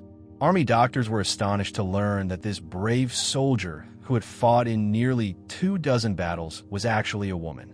Her regiment was equally shocked. They had served alongside her for months without suspicion. After her discharge, Clayton faced the challenge of returning to civilian life as a woman after living as a man for years. Some female veterans struggled with this transition, having experienced freedoms and responsibilities unavailable to 19th century women. Clayton's story illustrates both the possibilities and the costs of challenging gender boundaries during America's most turbulent era. 43. The Spymaster in Silk. Rose O'Neal Greenough transformed her Washington drawing room into the Confederacy's most effective intelligence operation, using her social connections and feminine wiles to gather secrets that shaped early Civil War strategy. Known as Wild Rose for her beauty and charm, Greenough had entertained senators, congressmen, and military officers for years before the war, building relationships that proved invaluable to Confederate intelligence. Greenough's network included influential politicians, military officers, and society women who passed along information about Union troop movements, battle plans, and political decisions. She used a sophisticated cipher system to encode messages and employed female couriers who could travel freely between Washington and Virginia without arousing suspicion. Her most important intelligence coup came before the First Battle of Bull Run, when she obtained detailed information about Union General Irvin McDowell's planned advance on Confederate forces. Her coded message, hidden in the hair of a female courier, warned Confederate commanders about the attack's timing and strength, contributing to their victory. Federal authorities grew suspicious of Greenough's activities and placed her under surveillance. Detective Alan Pinkerton's agents watched her house, intercepted her mail, and documented her meetings with Confederate sympathizers. Despite these precautions, Greenough continued operating her spy ring from her own home. When finally arrested in August 1861, Greenough was found with compromising documents and correspondence that proved her espionage activities. She was imprisoned in her own house, which became known as Fort Greenough, but continued gathering intelligence even under guard. Her arrest generated sympathetic coverage in Southern newspapers and made her a celebrated Confederate heroine. 44. The General Who Wore Skirts. Clara Barton's arrival at the Battle of Antietam with a wagon full of medical supplies represented more than battlefield heroism. It demonstrated how the Civil War forced women into leadership roles that redefined feminine capabilities. Barton had bypassed military bureaucracy and used her personal connections to gather supplies directly from manufacturers and wealthy donors. Working alongside overwhelmed surgeons, Barton organized triage systems, managed supply distribution, and coordinated care for over 4,000 wounded soldiers during the battle's aftermath. She demonstrated administrative skills that rivaled any military quartermaster while showing courage that impressed hardened veterans. Barton's influence extended far beyond battlefield nursing. She established her own supply network that operated parallel to official military channels, often delivering aid more efficiently than Army logistics. Soldiers began calling her the General for her ability to organize complex operations under pressure. Her post-war founding of the American Red Cross was a natural extension of her wartime experience. Barton had learned that effective humanitarian aid required military-style organization, reliable supply chains, and the ability to operate in dangerous conditions. Her Red Cross became a model for international humanitarian organizations. Barton's transformation from a timid schoolteacher to a commanding presence on battlefields illustrates how the Civil War created opportunities for women to develop leadership skills previously denied to them. Her success proved that women could manage complex organizations, make life-or-death decisions, and command respect from male colleagues when given the chance to demonstrate their abilities. Slavery and Emancipation. 45. The cornerstone speech that revealed Confederate purpose. On March 21, 1861, Confederate Vice President Alexander Stephens stood before a crowd in Savannah, Georgia, and delivered the most honest explanation of Confederate war aims ever spoken by a Confederate leader. His cornerstone speech demolished any pretense that the Civil War was about anything other than preserving slavery. Stephens declared that the Confederate Constitution has put at rest forever all the agitating questions relating to our peculiar institution, African slavery as it exists among us, the proper status of a Negro in our form of civilization. He continued with words that would haunt Confederate apologists for generations. Our new government is founded upon exactly the opposite ideas of equality. Its foundations are laid. Its cornerstone rests upon the great truth that the Negro is not equal to the white man. The speech electrified audiences across the divided nation. Northern newspapers reprinted Stephens's words as proof that Confederate leaders had declared war to preserve human bondage. Frederick Douglass called the speech a full, clear, and distinct declaration of the principles and purposes of the Southern Confederacy. Stephens went further, declaring that slavery was the immediate cause of the late rupture and present revolution, and that Confederate independence was necessary to protect the great truth that slavery, subordination to the superior race, is his natural and moral condition. These words made compromise impossible and confirmed that the conflict was fundamentally about human freedom. Later Confederate propaganda would attempt to minimize slavery's role in causing the war, but Stephens's speech provided irrefutable evidence of Confederate motivations. His brutal honesty revealed that Southern leaders were fighting to preserve a society built on racial oppression and human bondage. 46. 4 million souls in bondage. The 1860 census revealed the staggering human dimensions of American slavery. 35 million souls held in bondage across the Confederate States, representing 3,867% of the total Southern population. These weren't mere statistics. They represented families torn apart by sales, children born into lifelong servitude, and human potential crushed under the weight of a system that treated people as property. The distribution of enslaved people varied dramatically across the South. In South Carolina and Mississippi, they comprised actual majorities of the population, 57% and 55% respectively. This created societies built on constant fear, where wealthy planters lived in magnificent mansions surrounded by people they oppressed but vastly outnumbered. The economic value of enslaved people had reached astronomical levels by 1860, between $31 and $36 billion, representing more wealth than all the nation's railroads, factories, and banks combined. A prime field hand in New Orleans might sell for $1,800, equivalent to over $50,000 today. This massive investment in human property made Southern planters desperate to protect their peculiar institution. But beyond the cold economics lay deeper horrors that statistics couldn't capture. The domestic slave trade forcibly moved thousands of people annually from the Upper South to expanding cotton plantations in Alabama, Mississippi, and Texas. Families faced constant threat of separation through sales, with no legal protection against masters who sold children away from parents or husbands from wives. This was the system that Confederate leaders fought to preserve, not just an economic arrangement, but a way of life built on the systematic dehumanization of millions of Americans whose only crime was their ancestry. 47. The proclamation that changed history. At 11:30 a.m. on January 1st, 1863, Abraham Lincoln sat at his desk in the White House study and prepared to sign the most revolutionary document in American history since the Declaration of Independence. The final Emancipation Proclamation had been carefully crafted over months of revision, but its implications would reshape the nation forever. The proclamation's language was deliberately legalistic and measured. Lincoln was a lawyer who understood that revolutionary change required constitutional justification. All persons held as slaves within any state or designated part of a state, the people whereof shall then be in rebellion against the United States, shall be then, thenceforward, and forever free.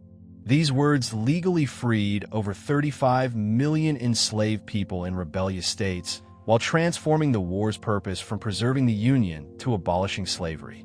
Frederick Douglass captured the moment's significance when he declared that we were waiting and listening as for a bolt from the sky. We were watching, as it were, by the dim light of stars for the dawn of a new day. The proclamation exempted border states and Tennessee, meaning about 800,000 enslaved people remained in bondage. Critics attacked this limitation, but Lincoln understood political reality. Freeing slaves in loyal states might drive them into Confederate arms. The proclamation was a war measure designed to weaken Confederate resistance while maintaining Union coalition unity.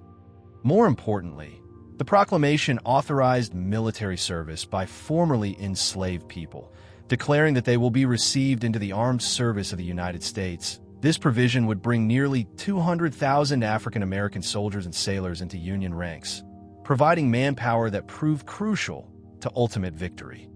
48. The soldiers who fought for freedom. Nearly 200,000 African American men served in Union military forces during the Civil War, approximately 180,000 in the Army and 19,000 in the Navy, transforming both the conflict's outcome and the meaning of American citizenship. These men fought not just for Union victory, but for their own freedom and the liberation of 4 million enslaved people. Recruitment began slowly after the Emancipation Proclamation, with white officers commanding most African American units. The 54th Massachusetts Infantry, organized by Governor John Andrew and commanded by Colonel Robert Gould Shaw, became a most famous regiment when it spearheaded the assault on Fort Wagner in Charleston Harbor. The 54th's attack on July 18, 1863, became legendary for its courage under fire. Of 600 men who participated in the assault, the regiment suffered 40% casualties, 20 killed, 125 wounded, and 102 missing. Colonel Shaw died leading the charge, falling with his men on the parapet of the Confederate fort. Sergeant William Carney became the first African American to earn the Medal of Honor during this assault, despite suffering 4 wounds while protecting the regiment's flag. When comrades urged him to drop the colors and seek medical treatment, Carney reportedly declared, "The old flag never touched the ground." His courage symbolized the determination of African American soldiers to prove their worthiness for full citizenship.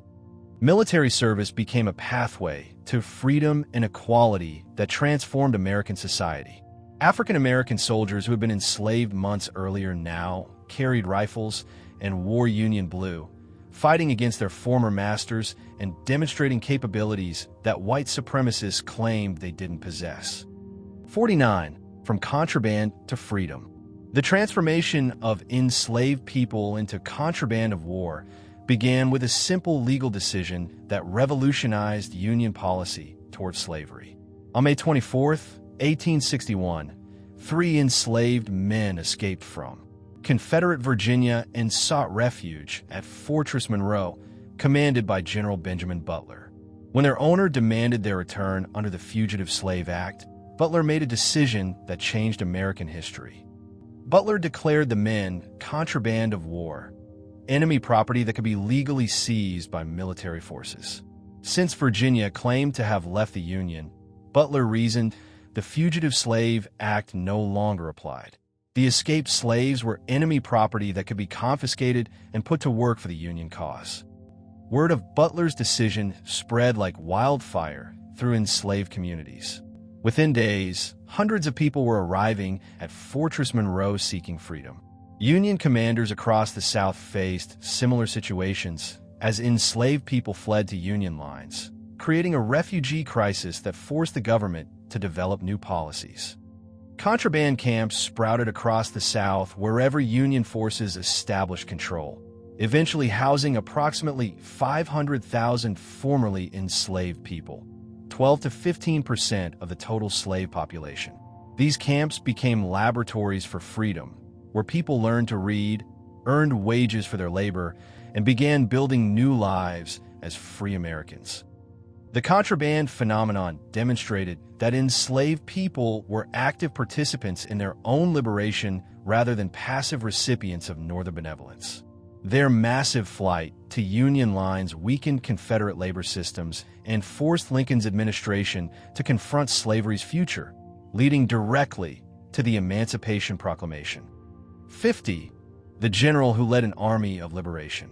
Harriet Tubman's Civil War service extended far beyond her famous Underground Railroad activities to include military operations that made her the first woman to lead an armed military mission in American history. On June 2, 1863, Tubman guided the Combahee Ferry raid in South Carolina, directing a force of gunboats and 300 African-American soldiers in a liberation operation that freed more than 700 enslaved people. Tubman had been working for Union forces in South Carolina since 1862, serving as a scout, spy, and nurse while building intelligence networks among enslaved communities. Her ability to move undetected through Confederate territory and communicate with enslaved people made her invaluable to Union commanders planning operations along the South Carolina coast. The Combahee raid was meticulously planned, with Tubman providing intelligence about Confederate defensive positions, the locations of enslaved communities, and the best routes for evacuation. When Union gunboats steamed up the Combahee River, Tubman was aboard the lead vessel, directing the operation she had helped design. The raid succeeded beyond Union expectations. Plantations along the river were destroyed, Confederate supplies were confiscated, and hundreds of enslaved people were liberated. Many of the freedmen immediately enlisted in Union forces, providing soldiers who knew the local terrain and could serve as guides for future operations. Tubman's military service challenged gender conventions while demonstrating the crucial role of formerly enslaved people in their own liberation. Her success proved that women could command military operations and that African Americans possessed the knowledge and determination necessary to defeat Confederate forces. 51. The economic revolution of freedom. Modern economic analysis suggests that emancipation generated aggregate economic gains equivalent to 4 to 35% of total U.S. GDP, potentially making it the most significant economic event in American history. This stunning finding challenges traditional assumptions about slavery's profitability and reveals the massive economic costs of human bondage. The calculation considers not just the immediate costs of war and emancipation, but the long-term economic benefits of freeing 4 million people to participate fully in the American economy. Enslaved people have been forced to work without wages, denied education, and prevented from developing their economic potential. Freedom allowed them to sell their labor, acquire property, and invest in their children's future. The economic transformation began immediately. In contraband camps, formerly enslaved people earned wages for their labor, creating consumer demand that stimulated local economies. Freed people established businesses, bought land, and sent children to school, generating economic activity that multiplied throughout the Southern economy. Despite short-term disruptions that reduced Southern agricultural output by one-third from 1860 to 1880, the elimination of slavery's massive costs made emancipation economically beneficial. The nation no longer had to bear the enormous expense of maintaining a system that prevented millions of people from contributing their full economic potential. This economic analysis reveals that slavery wasn't just morally wrong. It was economically destructive, preventing the South from developing the diversified economy necessary for sustained growth. Emancipation freed not just enslaved people, but the entire American economy from the constraints of human bondage. International relations. 52. The crisis that nearly brought war. The Trent Affair of November 8, 1861, brought Britain and the United States closer to war than at any time since 1812, demonstrating how easily the Civil War could have become a global conflict. Captain Charles Wilkes of the USS San Jacinto created an international crisis when he intercepted the British mail steamer RMS Trent and forcibly removed two Confederate envoys bound for Europe. James Mason and John Slidell were traveling to Britain and France as Confederate diplomatic representatives, hoping to secure European recognition and support for Southern independence. When Wilkes learned of their presence aboard the Trent, he decided to seize them despite lacking clear legal authority for such action. The British reaction was immediate and explosive. Lord Palmerston's government demanded the immediate release of the envoys and an apology for the violation of British sovereignty. Britain dispatched 11,000 troops to Canada and began preparing the Royal Navy for potential conflict with the United States. The crisis deepened when news reached London that northern newspapers were celebrating Wilkes as a hero for defying British authority. Anti-British sentiment ran high in the North, where many Americans resented Britain's sympathetic attitude toward the Confederacy. War seemed inevitable as both nations mobilized their forces. Secretary of State William Seward faced an impossible situation. Releasing the Confederate envoys would appear as surrender to British pressure, while keeping them might trigger a war that would ensure Confederate independence. On December 26, 1861, Seward announced that the envoys would be freed, declaring that Wilkes had acted without authorization. The crisis passed, but revealed how precarious Union international relations remained throughout the conflict. 53. Britain's Delicate Balancing Act.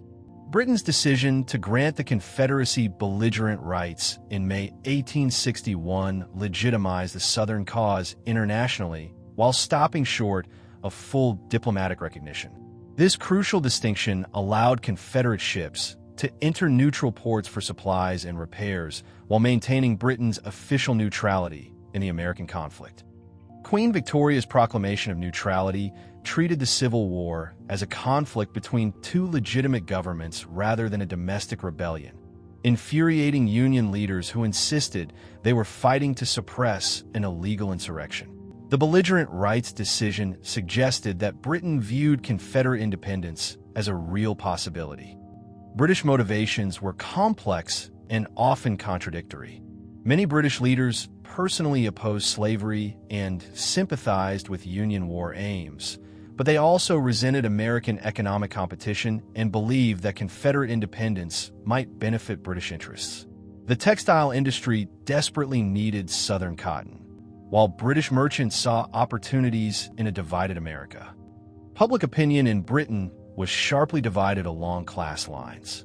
Working-class audiences cheered speakers who supported the Union cause and opposed slavery, while upper-class society often favored the Confederacy as fellow aristocrats fighting for independence. This split reflected broader tensions about democracy and social reform within British society.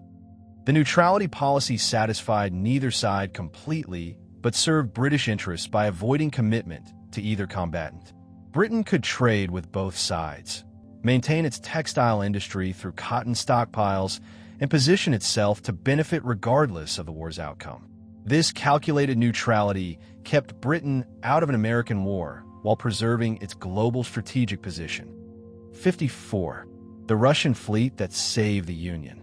The appearance of Russian naval squadrons in New York Harbor and San Francisco Bay during September 1863 provided a dramatic demonstration of international support for the Union cause, though the reality behind this gesture was more complex than most Americans understood at the time. Tsar Alexander II ordered his Baltic and Pacific fleets to winter in American ports for 7 months, creating spectacular scenes as Russian warships anchored within sight of cheering crowds. Americans interpreted this deployment as proof of Russian friendship and support for Union war aims, with newspapers declaring that Russia stood ready to fight alongside the United States against Britain and France. The reality was more nuanced but equally significant for Union diplomacy. Russia was facing potential war with Britain and France over the Polish Rebellion, and positioning Russian fleets in American ports protected them from British attack while suggesting a possible naval alliance. The deployment served Russian strategic interests while appearing to support the Union. Russian officers were entertained lavishly in both cities, attending balls, parades, and ceremonial dinners that celebrated Russian-American friendship. The presence of Russian warships in American harbors sent a clear message to European powers considering intervention in the American war. Any attack on the United States might bring Russia into the conflict. This diplomatic success proved crucial during the war's darkest period. Confederate hopes for European intervention seemed realistic after their victories at Chancellorsville and during Lee's Pennsylvania campaign. The Russian fleet deployment helped convince Britain and France that American intervention might trigger a wider European war, contributing to their continued neutrality. 55. Napoleon's failed mediation. Napoleon III's mediation proposal in November 1862 represented the closest European powers came to formal intervention in the American Civil War. The French emperor suggested a 6-month armistice with southern ports open to world commerce, backed by British and French naval power to enforce the arrangement. The proposal came at a crucial moment when Confederate military success seemed to justify European intervention. Lee's victory at Antietam had been reported in Europe as a Confederate triumph, while the preliminary Emancipation Proclamation was viewed as a desperate measure by a failing government. Napoleon believed the time was ripe for European mediation. Secretary of State William Seward's response was swift and angry. He rejected any foreign interference in American affairs and warned that European intervention would be considered an act of war against the United States. Seward declared that the Union would rather fight the entire world than accept Confederate independence through foreign mediation. Britain initially supported the French proposal, but withdrew when Russia declined participation and news arrived of Lee's retreat from Maryland after Antietam. Without British support, Napoleon's mediation effort collapsed, leaving the Confederacy disappointed and isolated. The failed mediation revealed the limits of Confederate diplomacy and European willingness to risk war with the United States. European leaders were willing to consider Confederate recognition when Union defeat seemed likely, but they lacked the commitment necessary to enforce their mediation against determined American resistance. The Confederacy's diplomatic failure proved as significant as any battlefield defeat. 56. The commerce raiders that terrorized American shipping. Confederate commerce raiders like CSS Alabama, Florida, and Shenandoah waged a devastating campaign against American merchant shipping that destroyed or captured more than 250 vessels while driving hundreds more to seek foreign flags for protection. This naval warfare had economic consequences that lasted far beyond the Civil War's end. The CSS Alabama alone accounted for 65 captured or destroyed ships during its 2-year cruise under Captain Raphael Semmes. Built secretly in British shipyards and armed with British guns, the Alabama represented sophisticated Confederate naval strategy designed to damage Union commerce while avoiding direct confrontation with superior Union naval forces. These raiders operated across the globe, from the Atlantic shipping lanes to the Pacific whaling grounds. The CSS Shenandoah continued destroying American whalers in the Arctic Ocean until August 1865, months after Lee's surrender, because news of the war's end hadn't reached the isolated vessel. The economic impact was staggering. American merchants lost confidence in their flag's protection, causing over 700 ships to transfer to foreign registry to avoid Confederate raiders. Marine insurance rates for American vessels skyrocketed, making American shipping uncompetitive in international markets. The raiders succeeded in their strategic purpose, forcing the Union Navy to divert warships from blockade duty to hunt for Confederate cruisers. Every Union warship chasing Confederate raiders was one less vessel enforcing the blockade that was slowly strangling the Confederate economy. This naval guerrilla warfare demonstrated how a weaker naval power could inflict disproportionate damage on a stronger opponent. 57. The immigrant soldiers who saved the Union. Foreign-born soldiers comprised 25% of Union forces, representing over 500,000 men who left their homelands to fight for American democracy and freedom. These immigrants brought military experience, political commitment, and numerical strength that proved crucial to Union victory in America's defining conflict. German immigrants formed the largest ethnic contingent, with approximately 216,000 German-born soldiers serving in Union ranks. Many were political refugees who had fled failed democratic revolutions in Europe during the 1840s and 1850s. They brought military experience from European armies and passionate commitment to democratic ideals that made them fierce opponents of slavery. Irish immigrants contributed about 150,000 soldiers despite facing discrimination and economic hardship in northern cities. The famous Irish Brigade suffered terrible casualties but earned respect through their courage in battles like Antietam and Gettysburg. Their service helped Irish Americans gain acceptance in Protestant-dominated American society. Other ethnic groups also made significant contributions. Scandinavians from Wisconsin and Minnesota, French immigrants from Louisiana, Italian volunteers from New York, and even Chinese immigrants from California. Each group brought unique military traditions and cultural perspectives that enriched Union forces. The Confederacy, by contrast, had only about 5% foreign-born troops, reflecting the South's limited immigration and hostile attitude toward newcomers. This demographic difference gave the Union a crucial advantage in manpower while demonstrating the connection between immigration and American democracy. Immigrants understood that Union victory meant preserving the opportunities that had drawn them to America. Reconstruction era. 58. The South divided and conquered. The Reconstruction Acts of 1867 divided the defeated Confederacy into 5 military districts commanded by Union generals, creating the most radical restructuring of American government since the Constitution's ratification. This unprecedented federal intervention treated Southern states as conquered territory, requiring military occupation and political transformation. Military District 1 encompassed Virginia under General John Schofield. District 2 included North and South Carolina under General Daniel Sickles. District 3 covered Georgia, Alabama, and Florida under General John Pope. District 4 contained Mississippi and Arkansas under General Edward, or District 5 included Louisiana and Texas under General Philip Sheridan. Each military commander wielded enormous power, superseding civil authorities and enforcing federal law through military tribunals. They could remove elected officials, overturn court decisions, and command troops to maintain order. This military rule represented the first time since the Revolution that American civilians lived under direct military government. The acts required universal male suffrage regardless of race and mandatory ratification of the 14th Amendment before states could rejoin the Union. Former Confederate leaders were initially barred from voting or holding office, creating political systems dominated by formerly enslaved people, white Republicans, and Northern migrants. Southern whites reacted with fury to what they called bayonet rule, denouncing military commanders as tyrants and federal policy as unconstitutional. But the military districts proved remarkably effective at maintaining order and implementing revolutionary changes in Southern society.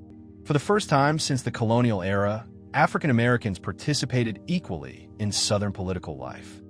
59. The Constitutional Revolution. The Reconstruction Amendments, the 13th, 14th, and 15th, represented the most revolutionary changes to the Constitution since its ratification, fundamentally altering the relationship between federal and state governments while establishing new foundations for American citizenship and civil rights. The 13th Amendment, ratified December 6, 1865, abolished slavery throughout the United States except as punishment for crime.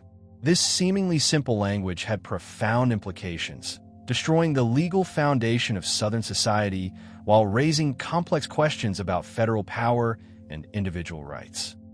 The 14th Amendment, ratified July 9, 1868, established birthright citizenship and equal protection under law while prohibiting states from denying citizens their constitutional rights.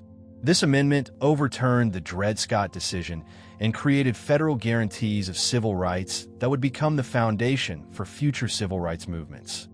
The 15th Amendment, ratified February 3, 1870, prohibited voting discrimination based on race, color, or previous condition of servitude. While the amendment didn't guarantee universal male suffrage, it established the principle that voting rights couldn't be denied solely because of racial identity. These amendments shifted the balance of American federalism toward national power while establishing constitutional protections for individual rights that states couldn't violate.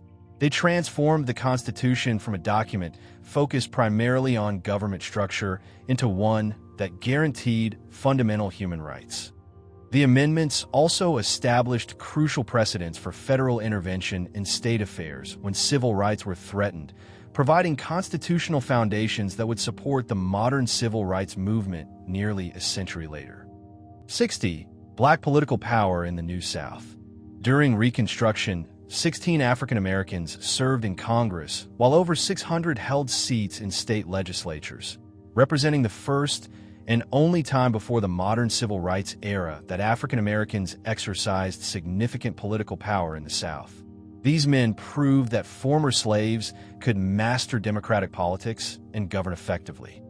Hiram Revels of Mississippi became the first African-American U.S. Senator, taking the seat once held by Jefferson Davis. Blanche K. Bruce, also from Mississippi, served a full 6-year Senate term and became one of the most influential politicians of his era. Both men demonstrated intelligence and dignity that challenged white supremacist stereotypes. In South Carolina, African Americans briefly held a majority in the state legislature, electing Francis Cardozo as treasurer and Jonathan Wright to the state Supreme Court. These men implemented progressive policies, including public education, civil rights protections, and infrastructure improvements that benefited all South Carolinians. The Republican coalition that controlled Reconstruction governments included 3 distinct groups: African Americans, the overwhelming majority; carpetbaggers, Northerners who moved south; and scalawags, white Southerners who joined the Republican Party. Contrary to Democratic propaganda, most carpetbaggers were well-educated Union Army veterans seeking economic opportunities.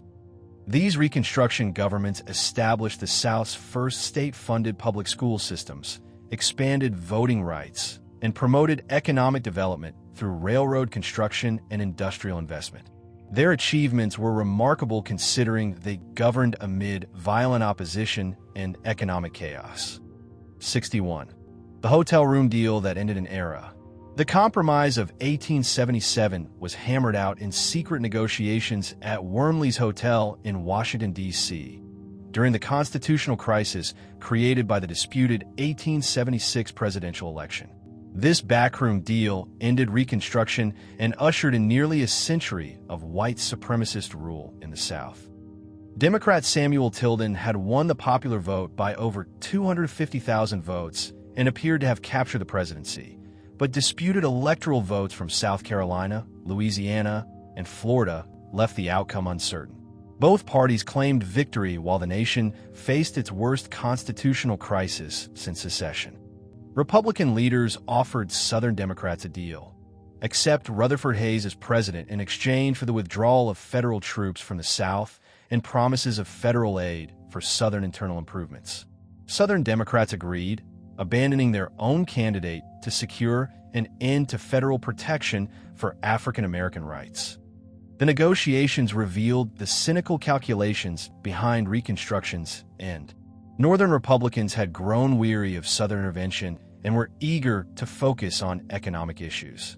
Southern Democrats were desperate to regain control of their states and destroy African American political power. On March 2, 1877, a special electoral commission awarded the disputed votes to Hayes by a strict party-line vote of 8-7. Hayes became president while federal troops began their withdrawal from the South. The compromise had traded African American rights for political stability, abandoning 4 million citizens to white supremacist violence. 62. The rise of the Redeemers. The withdrawal of federal troops enabled Redeemer Democratic governments to regain control throughout the South, establishing one-party white supremacist rule that lasted nearly a century. These politicians called themselves Redeemers because they claimed to be redeeming Southern civilization from the supposed horrors of Republican rule. Redeemer governments systematically dismantled Reconstruction achievements through a combination of legal restrictions and extra-legal violence.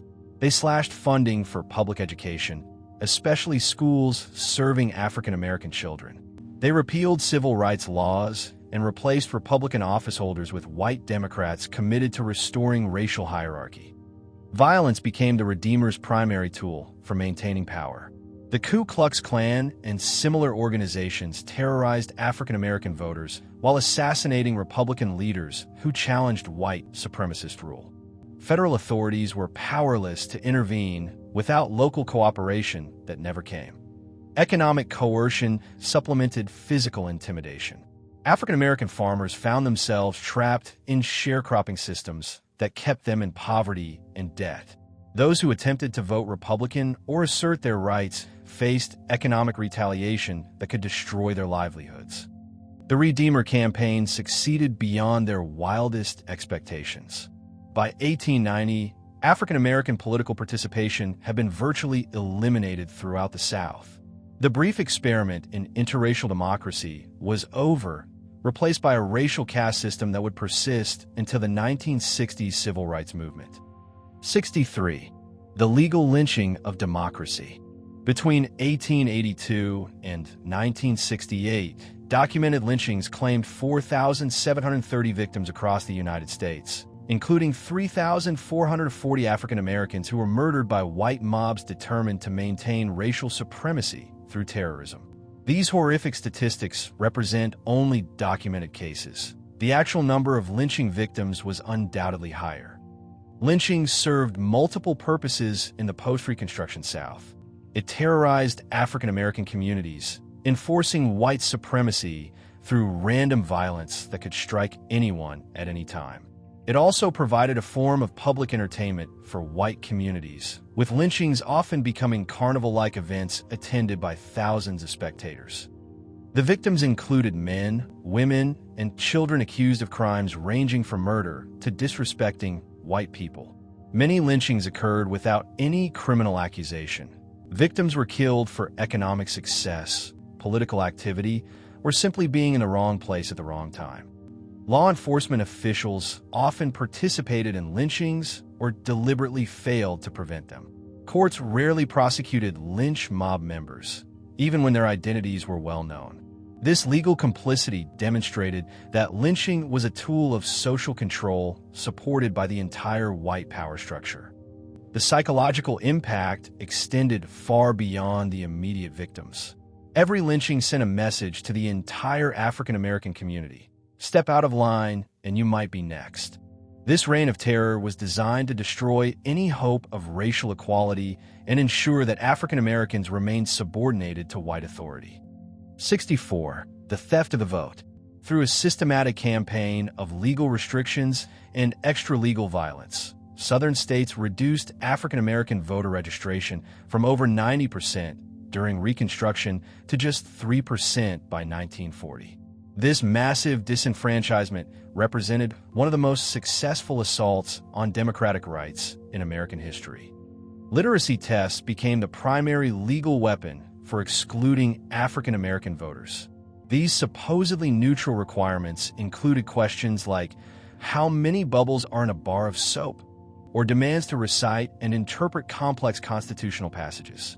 White applicants received easy questions or were exempted through grandfather clauses that waived requirements for men whose grandfathers had voted before 1867. Poll taxes created additional barriers for poor citizens of both races, though they affected African Americans disproportionately due to widespread poverty. Some states required payment of cumulative poll taxes for all previous years, creating debts that few could afford. These taxes violated the principle of universal suffrage while generating revenue for white-controlled governments. All-white Democratic primaries became the final barrier to African American political participation. Since the Republican Party had collapsed throughout the South, winning the Democratic primary was equivalent to winning the general election. By excluding African Americans from primaries, Southern states effectively eliminated their voting rights while maintaining the appearance of democracy. This systematic disenfranchisement destroyed the political coalition that had supported civil rights during Reconstruction. Without African American votes, white supremacist politicians faced no electoral pressure to protect civil rights or promote racial equality. 65. The pension system that transformed America. Union pension recipients numbered 562,615 by 1910, consuming 45% of total federal revenue at their peak and creating America's first large-scale federal social welfare system. This massive expenditure represented more than military benefits. It established precedents for federal responsibility for citizen welfare that would later support New Deal programs. The pension system began modestly with benefits for disabled veterans and widows of men killed in service. But political pressure expanded eligibility repeatedly until virtually every Union veteran qualified for payments regardless of service-related disabilities. By 1900, the system covered over 700,000 recipients and their dependents. Pension payments provided crucial support for aging veterans and their families, many of whom had struggled economically since the war. Monthly payments of $6 to $30 represented significant income for working-class families, while disability payments could reach $100 monthly for severely wounded veterans. The political implications were enormous. Veterans organizations like the Grand Army of the Republic became powerful lobbying forces that influenced elections and policy decisions. Republican politicians strongly supported generous pension benefits, creating loyal constituencies in northern states that helped maintain Republican electoral dominance. The system's longevity was remarkable. The last Union pension recipient died in 1956, while the last Civil War widow died in 2008. Some dependents continued receiving benefits as late as 2012, nearly 150 years after the war's end. This extended timeline demonstrated both the war's lasting impact and the federal government's commitment to honoring its obligations to those who served. Legacy and memory. 66. The Lost Cause myth machine. The Lost Cause mythology emerged immediately after Confederate surrender in 1865, led by former Confederate generals like Jubal Early, who understood that losing the war of memory might be more devastating than losing the war itself. Through organizations like the Southern Historical Society, they launched a propaganda campaign that would shape American historical memory for over a century. Early and his collaborators promoted three central myths. The Confederacy had been overwhelmed by superior Northern numbers rather than defeated by better strategy. Slavery had been a benevolent institution that civilized Africans, and Confederate soldiers had fought for states' rights rather than slavery. These lies became accepted truth in much of America through persistent repetition and organized promotion. The Southern Historical Society papers, founded in 1876, published volumes of memoirs, speeches, and articles that promoted the lost cause interpretation. Jefferson Davis's memoir, The Rise and Fall of the Confederate Government, 1881, provided a comprehensive defense of Confederate actions while minimizing slavery's role in causing the war. Hollywood embraced lost cause mythology enthusiastically. D. W. Griffith's The Birth of a Nation, 1915, portrayed the Ku Klux Klan as heroic defenders of white civilization against dangerous African Americans and corrupt Republicans. Gone with the Wind, 1939, romanticized plantation slavery while presenting the Civil War as a tragic conflict between noble adversaries. This mythological reconstruction succeeded beyond its creator's wildest dreams. By the early 20th century, even Northern textbooks taught that slavery had been a minor cause of the Civil War, and that Reconstruction had been a corrupt failure. The lost cause had won the peace, even though the Confederacy had lost the war. 67. Monuments to a lost cause. More than 1,700 public Confederate monuments were erected across the United States, with peak construction occurring during the Jim Crow era, 1890s to 1920s, and again during the Civil Rights Movement, 1950s to 1960s. These monuments weren't simply memorials to war dead. They were political statements designed to reinforce white supremacy and intimidate African Americans. The timing of monument construction reveals their true purpose. The largest wave occurred between 1900 and 1920 during the nadir of American race relations, when lynching peaked and Jim Crow laws were being codified. A second wave appeared during the 1950s to 1960s as Southern states resisted civil rights integration. The United Daughters of the Confederacy, founded in 1894, led the Monument Campaign while also working to control historical education. They provided textbooks to Southern schools, funded professorships at universities, and pressured publishers to adopt lost cause interpretations of Civil War history. Monument inscriptions reveal their ideological purpose.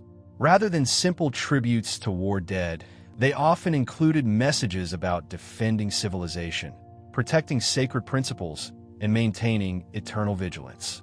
These words sent clear messages to African Americans about who controlled Southern society. The monuments served as rallying points for white supremacist organizations and reminders of Confederate power. Their placement in courthouse squares, city centers, and university campuses wasn't accidental. These locations ensured maximum visibility and symbolic impact. African Americans were forced to pass these monuments daily, receiving constant reminders of their subordinate status in Southern society. 68. The Daughters of the Confederacy's Educational Campaign. The United Daughters of the Confederacy, founded in 1894, wielded influence far beyond their membership numbers through a sophisticated campaign to control how Americans learned about the Civil War. These determined women understood that winning the battle for historical memory required capturing the minds of children before they could form independent opinions about the past. The UDC's Educational Committee developed standardized textbooks that promoted lost cause mythology while minimizing slavery's role in causing the Civil War. They provided these books free to cash-strapped Southern school districts, ensuring that millions of children learned distorted versions of American history. Teachers who used unapproved textbooks faced community pressure and potential job loss. The organization also funded university professorships and research programs that promoted Confederate-friendly interpretations of Civil War history. They pressured textbook publishers to adopt their preferred narratives, threatening boycotts of companies that published books critical of the Confederacy or supportive of African American rights. Their influence extended beyond the South through national distribution networks and teacher training programs. Northern teachers attending summer institutes often returned home with UDC-approved materials and methods. This educational offensive succeeded in making lost cause mythology mainstream American history for generations.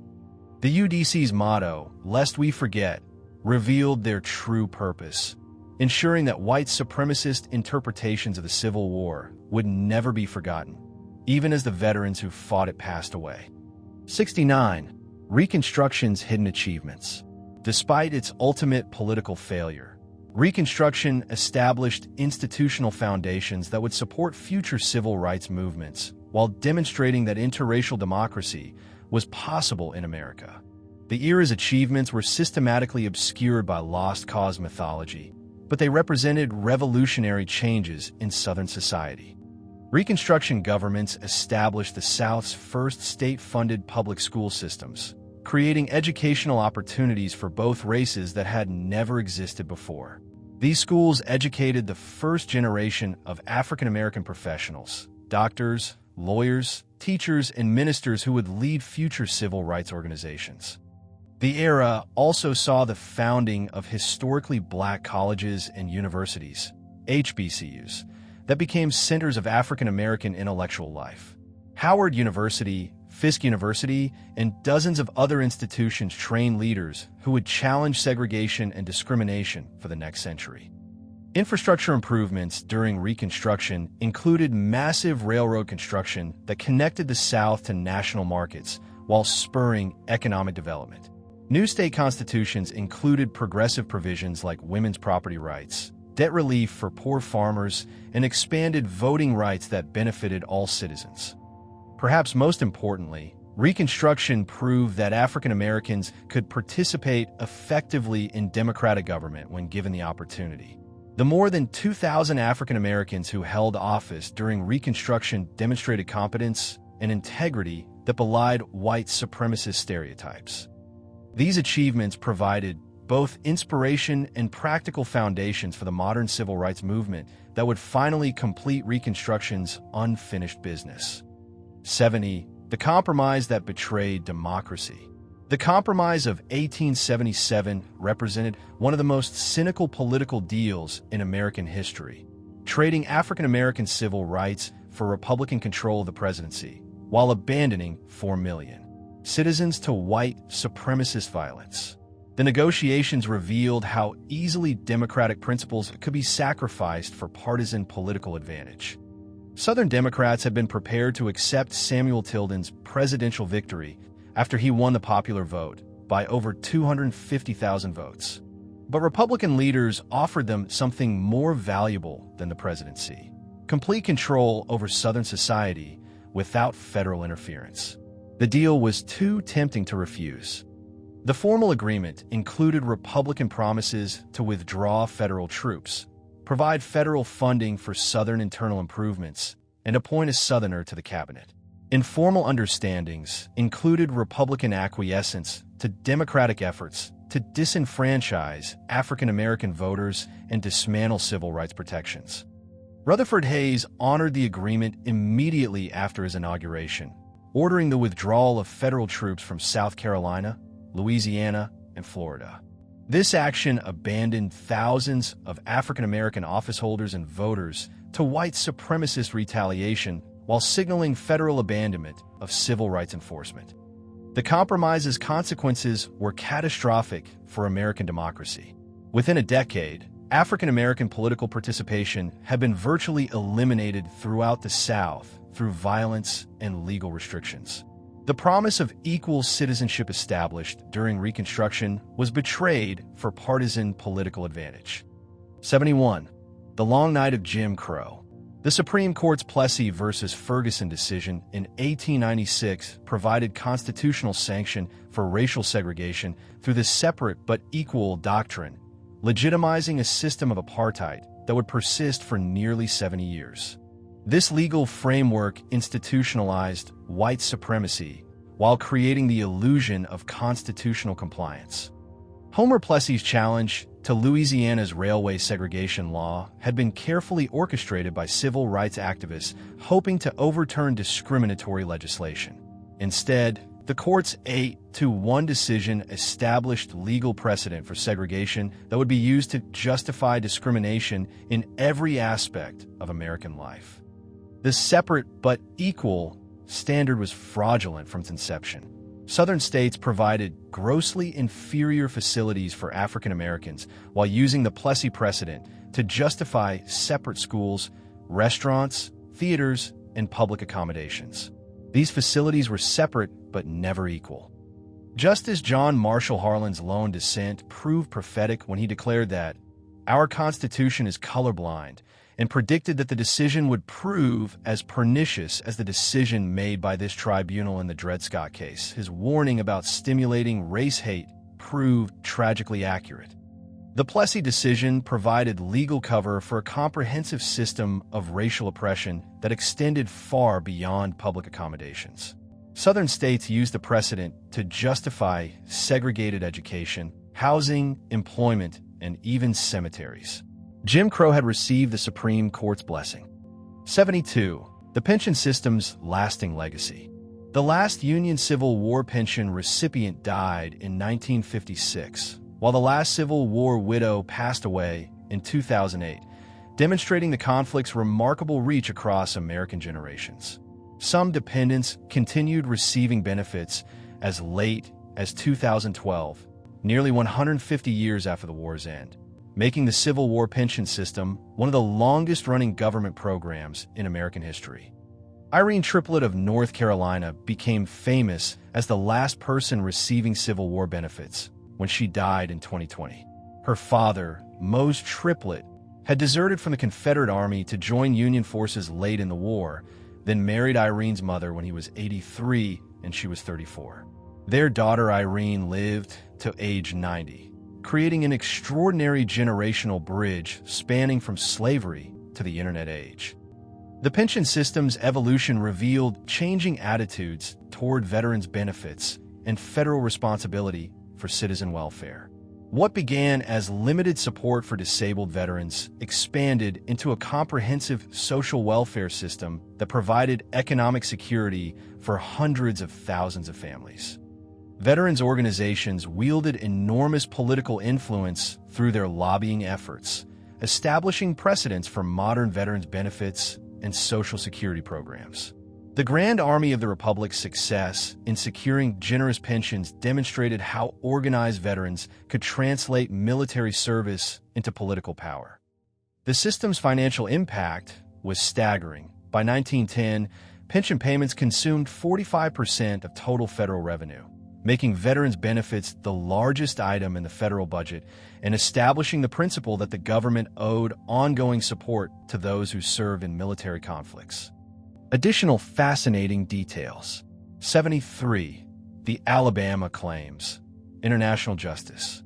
Britain's payment of $155 million through the Alabama Claim Settlement in 1872 established crucial precedents for international arbitration while demonstrating that powerful nations could be held accountable for violations of neutrality.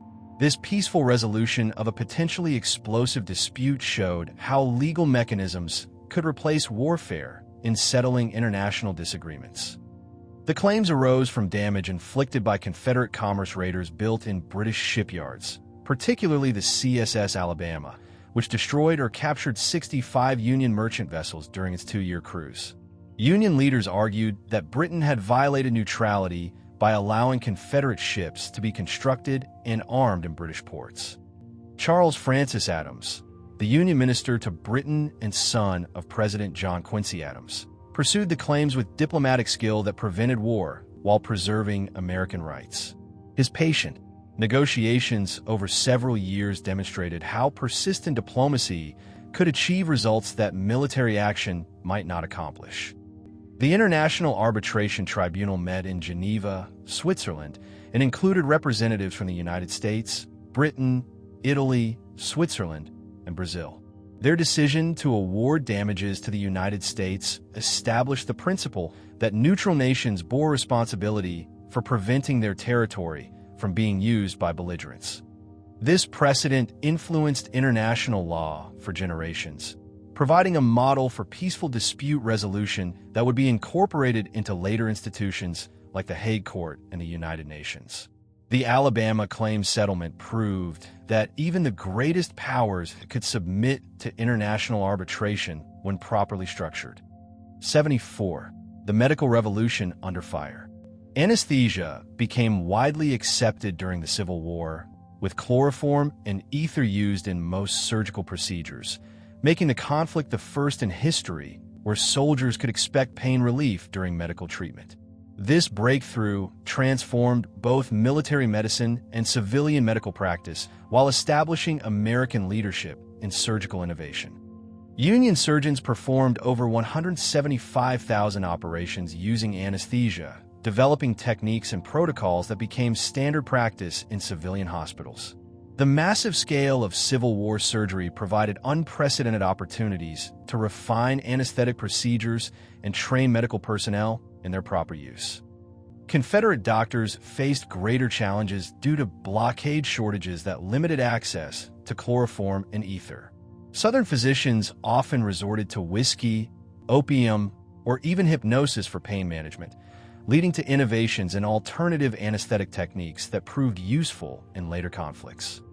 The war also advanced understanding of anesthetic safety and dosage, as military surgeons gained experience with thousands of procedures. They learned to calculate proper doses based on patient weight and condition while developing safety protocols that reduced anesthetic deaths.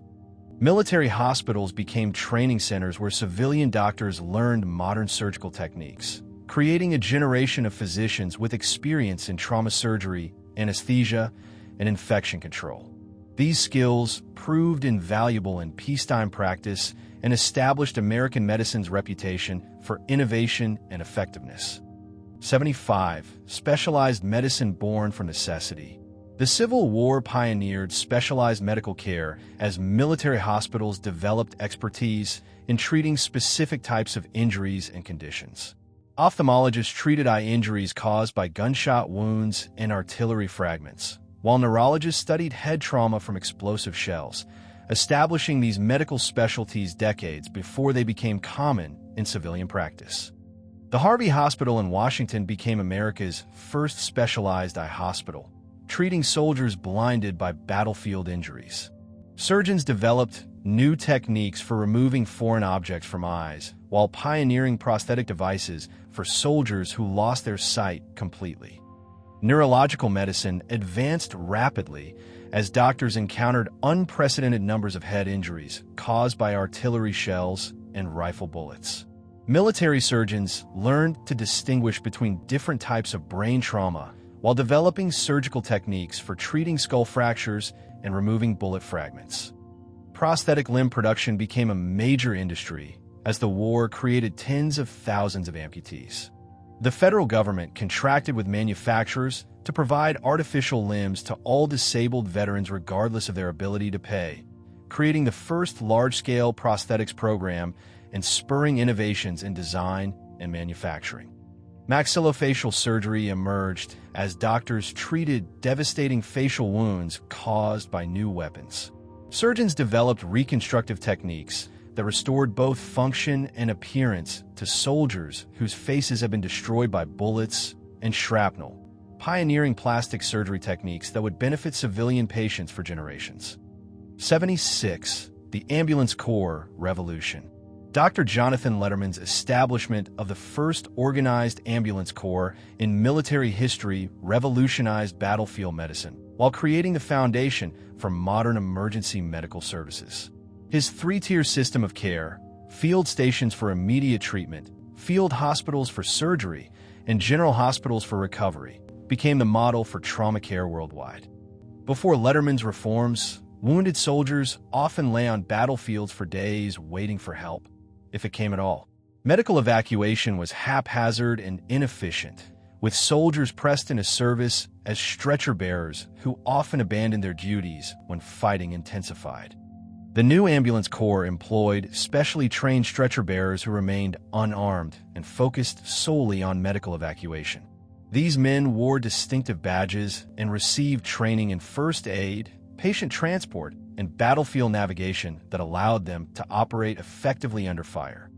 Two-wheeled ambulances designed specifically for battlefield use could navigate rough terrain while providing smoother transport than converted supply wagons. These vehicles featured springs, padding, and medical equipment that improved patient survival during evacuation from front lines to treatment facilities. Letterman's system could evacuate 10,000 wounded soldiers in a single day, an unprecedented achievement that saved thousands of lives. The organized approach to medical evacuation became standard procedure for all subsequent American conflicts while influencing international military medical practices. 77. Artillery's reign of terror. Massive siege guns during the 9-month siege of Petersburg fired 440-pound shells that could destroy entire buildings and create craters large enough to bury houses, introducing Americans to the devastating power of industrial warfare. These monster weapons represented the ultimate expression of 19th-century military technology. The largest guns were true engineering marvels. 13-inch Seacoast mortars that required special railroad cars for transport and teams of dozens of horses to position.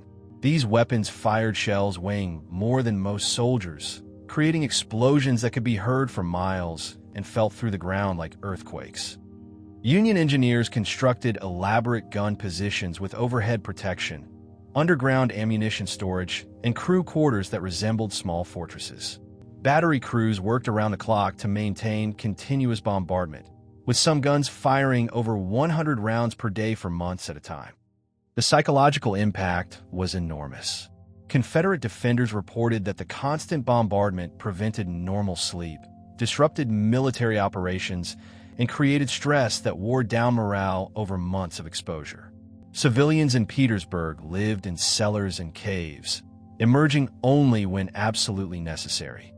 These weapons represented the industrialization of warfare. They required railroads for transport, steam-powered factories for production, and industrial-scale ammunition supply that only the North's manufacturing capacity could sustain. The Civil War had become the first truly modern war. 78. The weapons patent explosion. The issuance of 250 weapons patents in 1862 alone demonstrated the Civil War's role as an incubator for military innovation, sparking technological advances that would influence warfare for generations. This explosion of creativity showed how wartime necessity could accelerate invention and development at unprecedented rates. Inventors rushed to develop solutions for every military problem imaginable. Better rifles, more effective artillery, improved ammunition, and revolutionary communication systems. The patent office was flooded with designs for everything from bulletproof vests to submarine vessels, reflecting American ingenuity under pressure. Many innovations came from amateur inventors and small workshops rather than established manufacturers. A Connecticut inventor developed the Spencer repeating rifle in his home workshop, while a Swedish immigrant designed the revolutionary monitor Ironclad using principles learned in European shipyards. The government actively encouraged innovation through military contracts and prize competitions. The War Department tested new weapons regularly, providing feedback to inventors and purchasing successful designs for mass production. This collaboration between government and private inventors became a model for future military research and development. Some inventions seemed bizarre but reflected serious attempts to gain military advantage. Steam-powered cannons, explosive bullets, and even mechanical soldiers. While most failed, the experimental atmosphere encouraged creativity that produced genuine breakthroughs alongside spectacular failures. 79. The economic impact of emancipation. Economic analysis suggests that emancipation generated aggregate gains equivalent to 4 to 35% of total U.S. GDP, potentially making it the most significant economic event in American history and demonstrating that slavery had been economically destructive rather than beneficial to national prosperity. This calculation considers the enormous costs imposed by slavery on both enslaved people and the broader economy. Enslaved people were forced to work without wages, denied education, and prevented from developing their economic potential. Freedom allowed them to sell their labor, acquire property, and invest in their children's futures. The economic transformation began immediately in contraband camps, where formerly enslaved people earned wages for their labor and created consumer demand that stimulated local economies. Freed people established businesses, bought land, and sent children to school, generating economic activity that multiplied throughout the Southern economy. Despite short-term disruptions that reduced Southern agricultural output by one-third from 1860 to 1880, the elimination of slavery's massive costs made emancipation economically beneficial overall. The nation no longer had to bear the enormous expense of maintaining a system that prevented millions of people from contributing their full economic potential. This economic revolution revealed that slavery wasn't just morally wrong.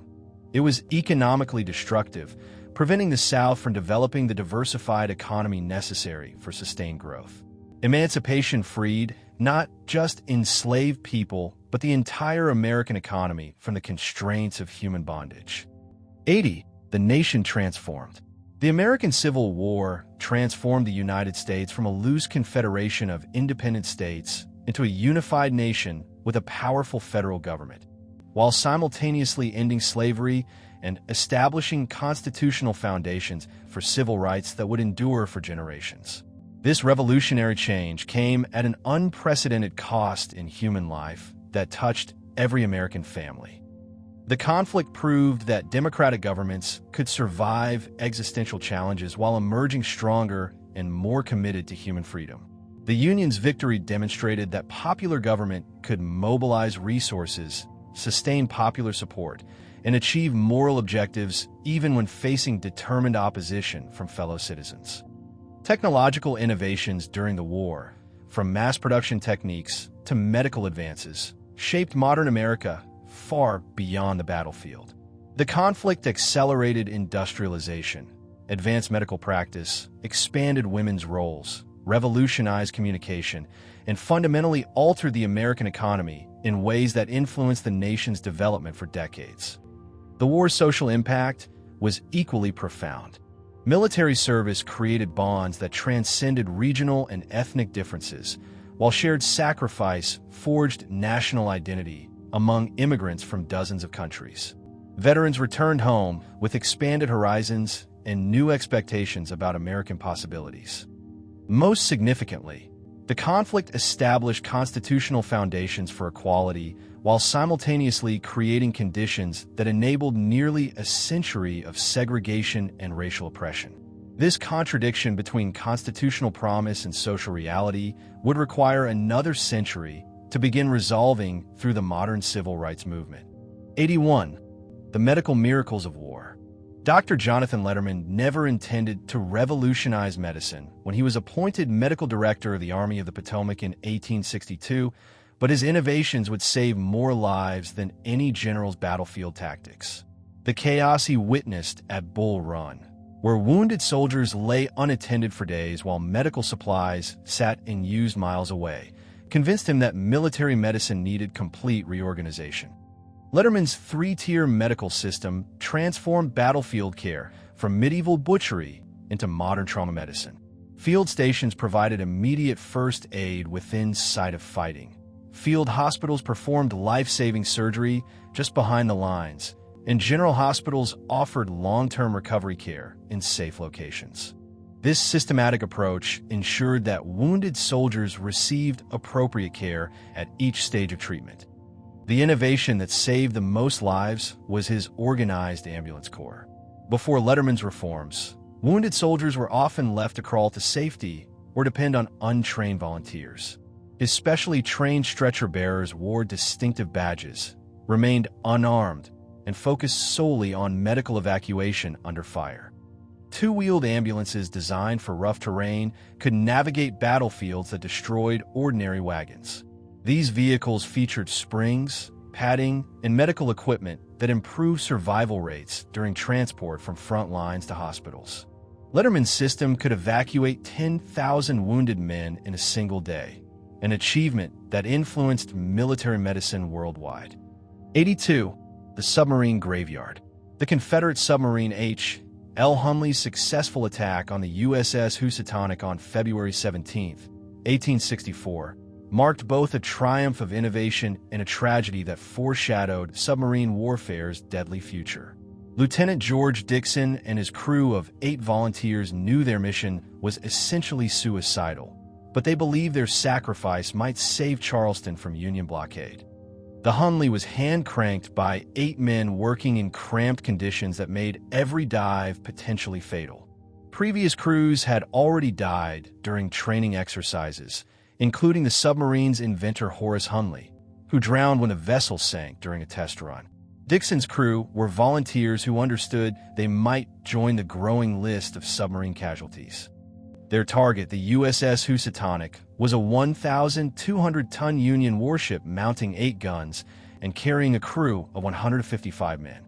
The Hunley approached underwater using a spar torpedo, 135 pounds of gunpowder mounted on a 22-foot pole extending from the submarine's bow. The attack required precise navigation and perfect timing in Charleston Harbor's murky waters.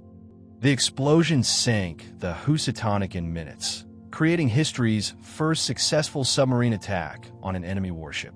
But the Hunley never returned to port, sinking with all hands during its retreat.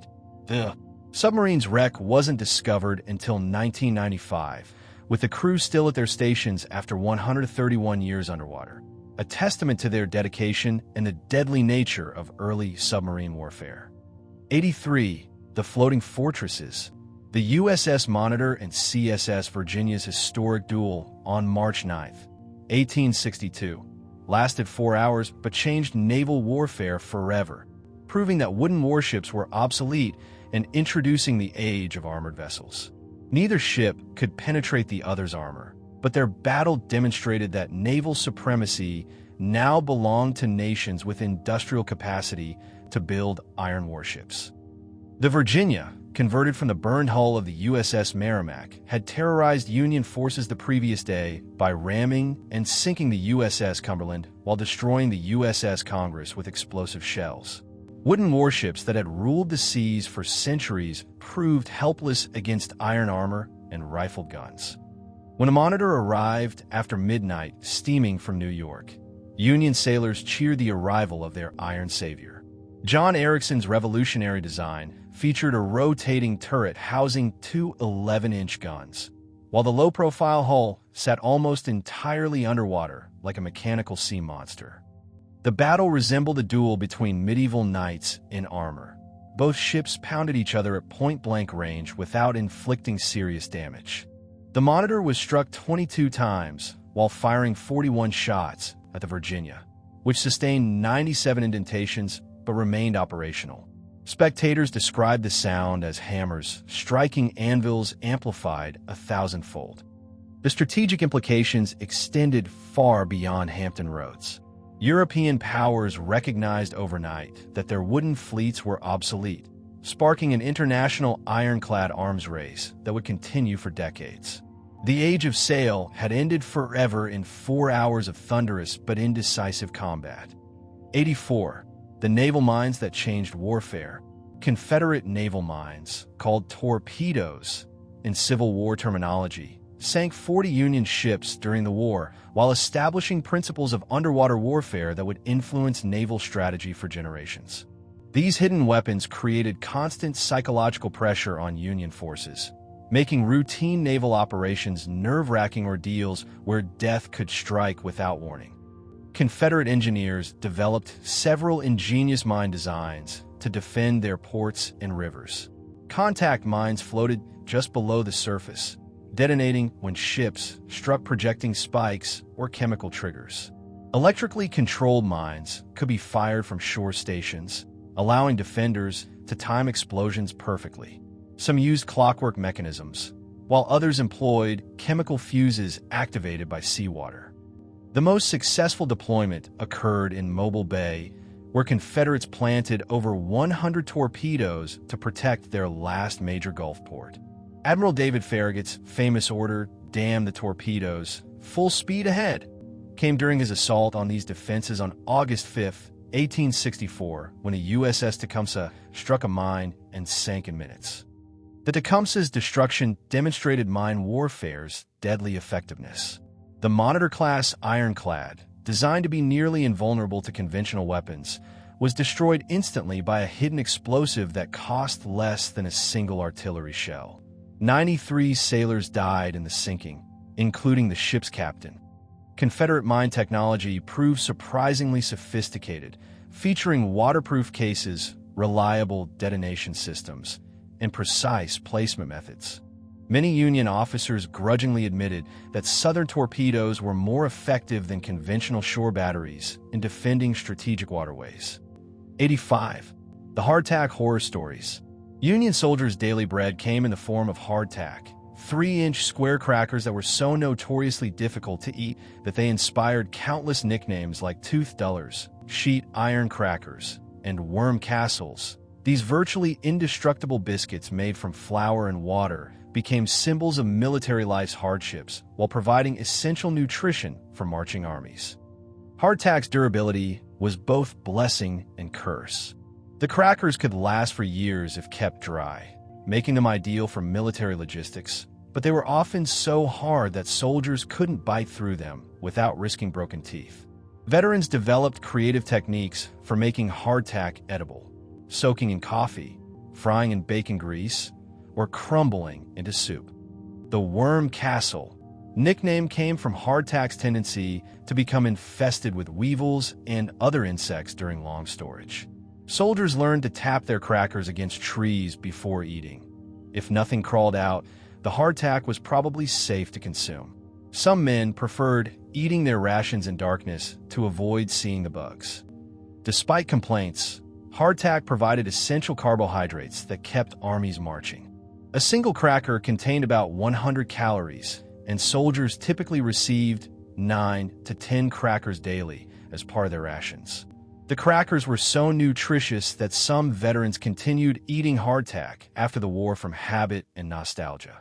Creative soldiers found alternative uses for inedible hardtack, construction material for fortifications, kindling for fires, and even ammunition when desperate. The crackers became cultural symbols of military endurance and shared suffering that bonded veterans across regional and political divisions. 86. The Confederate currency collapse. By 1865, Confederate currency had become so worthless that it took $1,200 in Southern money to buy what $1 had purchased in 1861, representing inflation of over 9,000% that destroyed the Southern economy and demonstrated the Confederacy's fundamental inability to finance modern warfare. The collapse began slowly but accelerated as military defeats mounted and confidence in Confederate victory evaporated. Items that cost $1 in Confederate currency during 1861 required $3 by 1862, $10 by 1863, $40 by 1864, and $92 by war's end. This hyperinflation made normal economic life impossible while undermining civilian morale. Richmond residents reported carrying basketfuls of money to buy single loaves of bread. Restaurant menus changed daily as prices doubled overnight. A cup of coffee that cost 5 cents in Confederate currency at war's beginning required $5 by its conclusion. Hotel bills reached thousands of Confederate dollars for single night's accommodation. The psychological impact proved devastating for Confederate war effort. Soldiers received pay in worthless currency while their families struggled to afford basic necessities. Many men deserted not from cowardice, but from desperation to help starving relatives. Letters describing children crying from hunger proved more effective than Union bullets in breaking Confederate morale. Some Confederate bills carried unintentionally prophetic imagery. Currency featured enslaved people working in fields with inscriptions promising payment by the Confederate States of America. As Union armies advanced and slavery crumbled, these images became bitter reminders of the Confederacy's doomed foundation. 87. The bread riot that shook Richmond.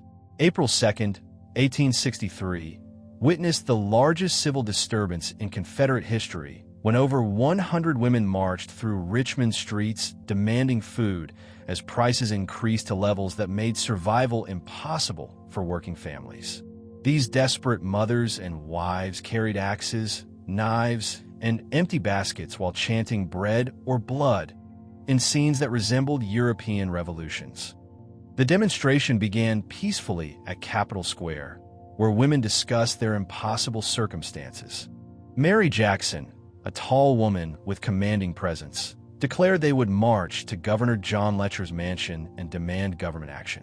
But anger grew as they moved through the city, transforming a petition into a riot. The women systematically looted stores, seizing food, clothing, and anything valuable they could carry. They pried open shop doors with axes, filled baskets with flour and bacon, and ignored shopkeepers' pleas to pay with worthless Confederate currency. The Richmond Examiner reported that the women looked like demons as they claimed necessities for their families. President Jefferson Davis arrived personally to confront the rioters, standing on a wagon and threatening to order Confederate troops to fire on Confederate citizens. He pulled out his pocket watch and gave the women 5 minutes to disperse, warning that soldiers would treat them as enemies if they continued rioting. The confrontation revealed the Confederacy's internal weakness more effectively than any Union victory. A government that couldn't feed its own people while threatening them with military force had lost legitimacy regardless of battlefield success. The Bread Riot demonstrated that Confederate society was collapsing from within. 88. The Women Warriors in Disguise. An estimated 400 to 750 women disguised themselves as men to fight in the Civil War, successfully maintaining their deceptions through months or years of military service, while facing constant danger of discovery that could result in court-martial and imprisonment. These secret soldiers demonstrated remarkable courage in challenging both enemy forces and gender conventions. Sarah Rosetta Wakeman of New York enlisted as Edwin Wakeman in the 153rd New York Infantry, writing letters home that described military life with startling candor. "I was under fire about 4 hours and laid on the field of battle all night," she reported after fighting in Louisiana. "There was 3 wounded in my company and 1 killed." Jenny Hodgers, an Irish immigrant, enlisted as Albert Cashier in the 95th Illinois Infantry and served throughout the war without discovery. She continued living as a man for decades after the conflict, working odd jobs and collecting a veteran's pension. Her biological sex wasn't discovered until 1914, when a doctor treating her for injuries realized the truth. These women faced enormous challenges maintaining their disguises during medical examinations, bathing, and sleeping in close quarters with male soldiers. Some bound their breasts, adopted male walking styles, and learned to speak in deeper voices. Others were discovered when wounded in battle, ending their military careers abruptly. Their motivations varied widely.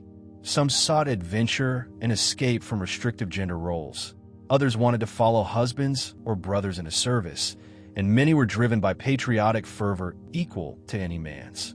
Their courage in facing both enemy fire and potential exposure demonstrates women's determination to serve despite legal and social barriers.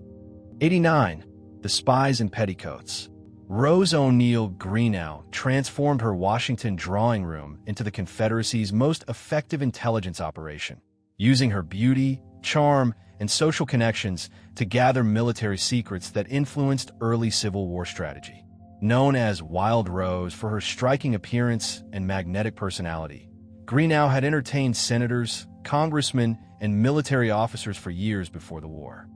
Her intelligence network included influential politicians, military officers, and society women who passed along information about Union troop movements, battle plans, and political decisions. She employed sophisticated cipher systems to encode messages and used female couriers who could travel between Washington and Virginia without arousing suspicion from male authorities. Greenough's most important success came before First Bull Run, when she obtained detailed intelligence about Union General Irvin McDowell's planned advance on Confederate positions. Her coded message, hidden in a female courier's hair, warned Confederate commanders about the attack's timing and strength, contributing significantly to their unexpected victory. Federal Detective Alan Pinkerton's agents eventually placed Greenough under surveillance, watching her house, intercepting mail, and documenting meetings with Confederate sympathizers. Despite these precautions, she continued operating her spy ring from her own home while maintaining her social calendar. When finally arrested in August 1861, authorities found compromising documents and correspondence that proved her espionage activities. She was imprisoned in her own house, which became known as Fort Greenough, but continued gathering intelligence even under guard. Her eventual execution made her a celebrated Confederate martyr. 90. The Confederate cotton diplomacy failure. The Confederacy's cotton diplomacy strategy failed spectacularly when European powers refused to break the Union blockade despite their textile industries' dependence on Southern cotton. Confederate leaders had confidently predicted that European nations would intervene militarily to ensure cotton supplies, but they underestimated both European stockpiles and moral opposition to slavery. King Cotton's supposed power rested on statistics that seemed overwhelming. Britain imported 80% of its cotton from the American South, while French textile mills depended almost entirely on Confederate supplies. Southern leaders believed this economic dependence made European intervention inevitable when a Union blockade threatened cotton exports. But the strategy collapsed due to poor timing and miscalculation. European cotton stockpiles exceeded 1 million bales when the war began, postponing the cotton famine until late 1862. By then, Union military victories had made Confederate defeat seem likely, reducing European willingness to risk war for a potentially losing cause. Alternative cotton sources also undermined Confederate diplomacy. Egyptian and Indian cotton production expanded rapidly to fill the supply gap, while Union occupation of cotton-growing areas in Louisiana and Tennessee provided alternative sources. European textile manufacturers proved more adaptable than Confederate leaders had anticipated. Most damaging was the moral dimension Confederate diplomats had ignored. European working classes strongly opposed slavery, staging mass demonstrations against Confederate recognition. British and French leaders couldn't support the Confederacy without appearing to endorse human bondage, making intervention politically impossible despite economic interests. 91. The Russian fleet's strategic message. Russian naval squadrons' arrival in New York Harbor and San Francisco Bay during September 1863 provided dramatic evidence of international support for the Union cause, though the deployment primarily served Russian strategic interests rather than American friendship. The presence of Russian warships in American ports sent clear messages to European powers considering intervention in the American conflict. Tsar Alexander II ordered his Baltic and Pacific fleets to winter in American ports for 7 months, creating spectacular scenes as Russian warships anchored within sight of cheering crowds. Americans interpreted this deployment as proof of Russian friendship and support for Union war aims, with newspapers declaring that Russia stood ready to fight alongside the United States. The reality was more complex, but equally significant for Union diplomacy. Russia faced potential war with Britain and France over the Polish Rebellion, and positioning fleets in American ports protected them from British attack while suggesting possible naval cooperation. The deployment served Russian interests while appearing to support the Union cause. Russian officers received lavish entertainment in both cities, attending balls, parades, and ceremonial dinners that celebrated Russian-American friendship. The presence of these warships demonstrated that the United States had at least one potential European ally, discouraging British and French intervention plans. This diplomatic success proved crucial during one of the war's darkest periods. Confederate hopes for European recognition seemed realistic after victories at Chancellorsville and during Lee's Pennsylvania invasion. The Russian fleet deployment helped convince European powers that American intervention might trigger wider European warfare. 92. Napoleon's Mexican adventure. Napoleon III's installation of Archduke Maximilian as Emperor of Mexico in 1864 represented the most direct European challenge to American power during the Civil War, violating the Monroe Doctrine while the United States was too distracted to respond effectively. This imperial adventure demonstrated European willingness to exploit American weakness for territorial gain. French forces had invaded Mexico in 1862, ostensibly to collect debts, but actually to establish a puppet empire that would provide cotton for French textile mills while creating a buffer against American expansion. Napoleon III believed the American Civil War offered perfect opportunity for European intervention in the Western Hemisphere. The timing seemed ideal from a French perspective. Union forces were fully engaged fighting Confederate armies, while Confederate victory appeared possible after early military successes. A French-controlled Mexico could potentially ally with the Confederacy, creating a hostile neighbor that would permanently weaken the United States. Secretary of State William Seward protested the French intervention but lacked military power to enforce American objections. Union armies needed every available soldier for the Confederate War, leaving no troops available for Mexican operations. Seward could only issue diplomatic protests while planning future action.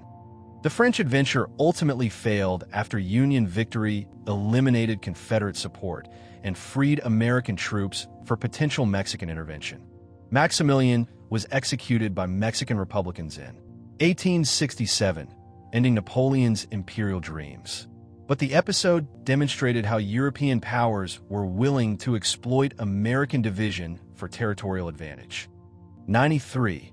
The Foreign Legion of Democracy.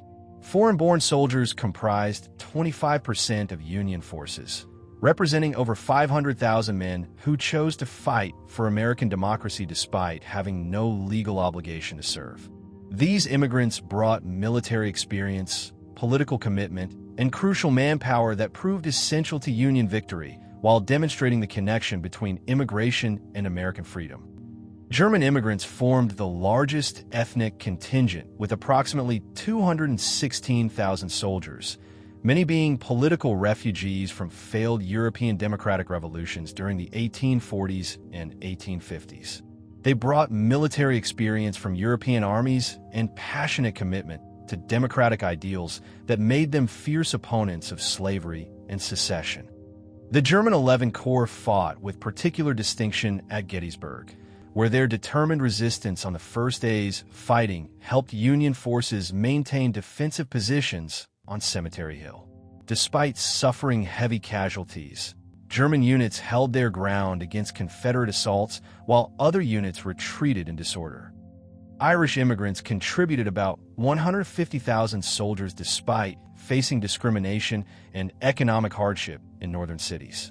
The famous Irish Brigade earned legendary status through their courage at battles like Antietam and Gettysburg, where they suffered terrible casualties while proving their American patriotism through blood sacrifice. Other ethnic groups made significant contributions. Scandinavians from Minnesota and Wisconsin, French volunteers from Louisiana, Italian immigrants from New York, and even Chinese workers from California. Each group brought unique military traditions and cultural perspectives that enriched Union forces while proving that America truly was a nation of immigrants united by democratic ideals. 94. The Confederacy's immigration failure. The Confederate States had only about 5% foreign-born troops compared to the Union's 25%, reflecting the South's limited immigration and hostile attitude toward newcomers that cost them crucial manpower in their independence struggle. This demographic disadvantage illustrated fundamental differences between Northern and Southern society that influenced the war's outcome. Most Confederate immigrants were concentrated in cities like New Orleans, Charleston, and Richmond, with rural areas remaining overwhelmingly native-born. The plantation economy offered few opportunities for immigrant laborers, while slavery made free-wage labor economically uncompetitive throughout the agricultural South. Cultural hostility toward immigrants also limited Confederate recruitment. Native-born white Southerners often viewed foreign-born residents with suspicion, questioning their loyalty to Southern institutions and values. Anti-Catholic prejudice was particularly strong in the Protestant South, limiting Irish and German immigration. The Know Nothing Party had been especially powerful in Southern states during the 1850s, promoting anti-immigrant and anti-Catholic policies that discouraged foreign settlement. This political hostility created lasting barriers that prevented the South from attracting the immigrant populations that strengthened Union armies. Confederate leaders recognized this demographic disadvantage too late to address it effectively. Attempts to recruit European immigrants through propaganda and promises of land grants largely failed because European workers preferred northern opportunities for social mobility and economic advancement. The Confederacy's commitment to maintaining social hierarchy made it fundamentally unattractive to immigrants seeking new opportunities. 95. The Reconstruction Military Districts. The Reconstruction Acts of 1867 divided the former Confederacy into 5 military districts commanded by Union generals who wielded unprecedented power over civilian governments, creating the most radical federal intervention in American history.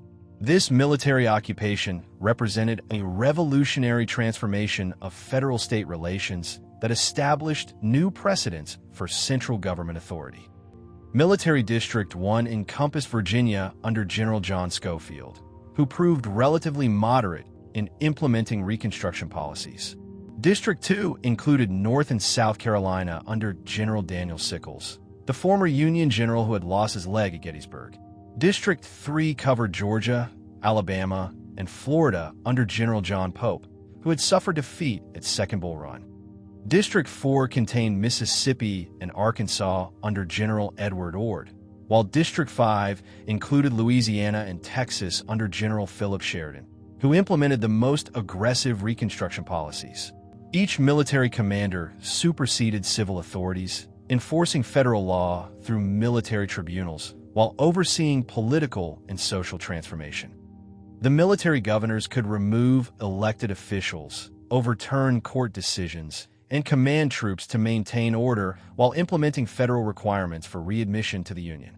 They supervised voter registration that included formerly enslaved people while excluding many former Confederates, creating unprecedented changes in Southern political power. This military rule represented the first time since the Revolution that American civilians lived under direct military government. Southern whites denounced it as bayonet rule and constitutional tyranny, but the military districts proved remarkably effective at maintaining order while implementing revolutionary social changes. 96. The Constitutional Revolution continues. The Reconstruction Amendments fundamentally altered American constitutional law by establishing federal protection for individual rights that states could not violate, creating the legal foundation for modern civil rights while shifting the balance of federalism toward national power. These amendments represented the most significant constitutional changes since the Bill of Rights. The 13th Amendment, ratified December 6, 1865, abolished slavery throughout the United States except as punishment for crime.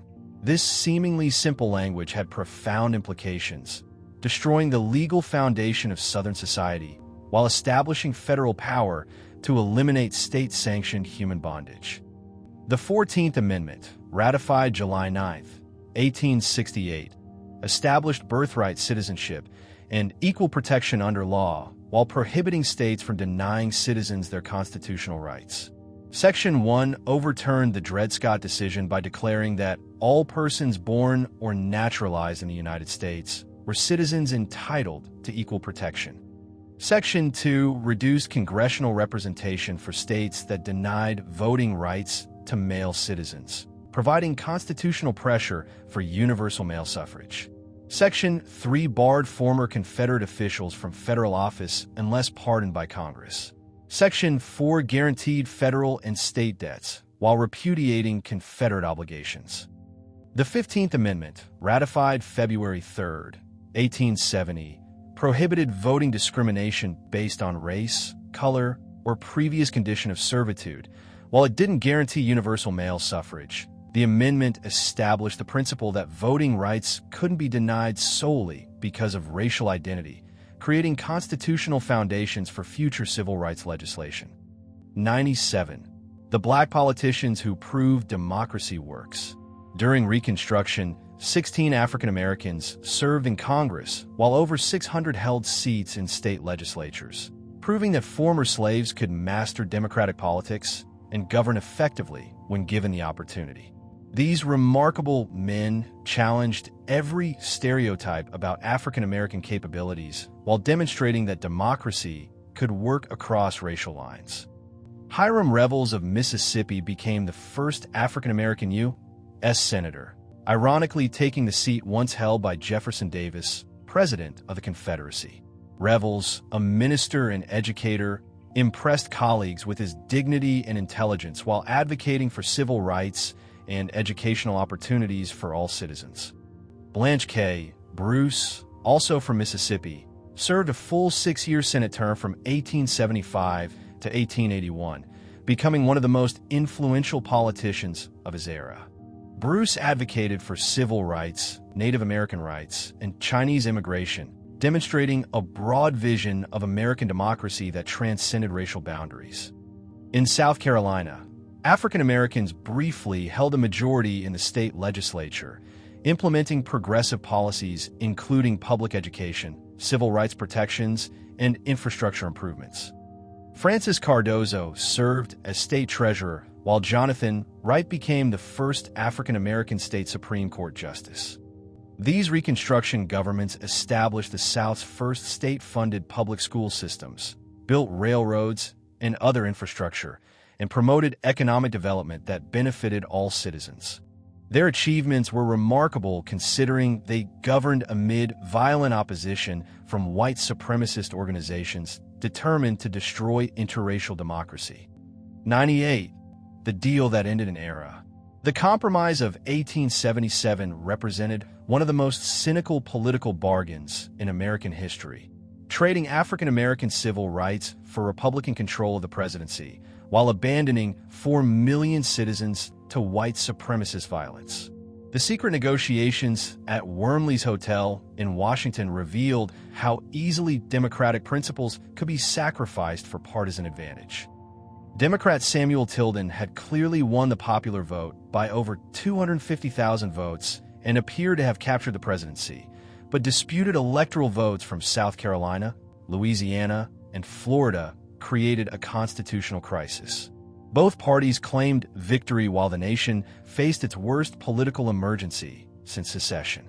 Republican leaders recognized they faced probable defeat in a fair count of disputed votes, so they offered Southern Democrats a different kind of deal. Accept Rutherford Hayes as president in exchange for withdrawal of federal troops from the South, federal funding for Southern internal improvements, and appointment of a Southerner to the cabinet. Southern Democrats found this offer irresistible.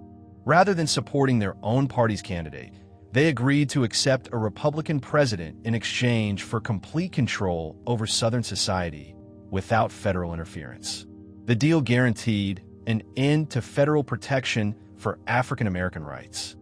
On March 2, 1877, a special electoral commission awarded all disputed votes to Hayes by strict party line votes of 8-7. Hayes became president while federal troops began their final withdrawal from the South. The compromise had traded the promise of equality for political stability, abandoning millions of citizens to decades of oppression. 99. The Redeemers' Reign of Terror.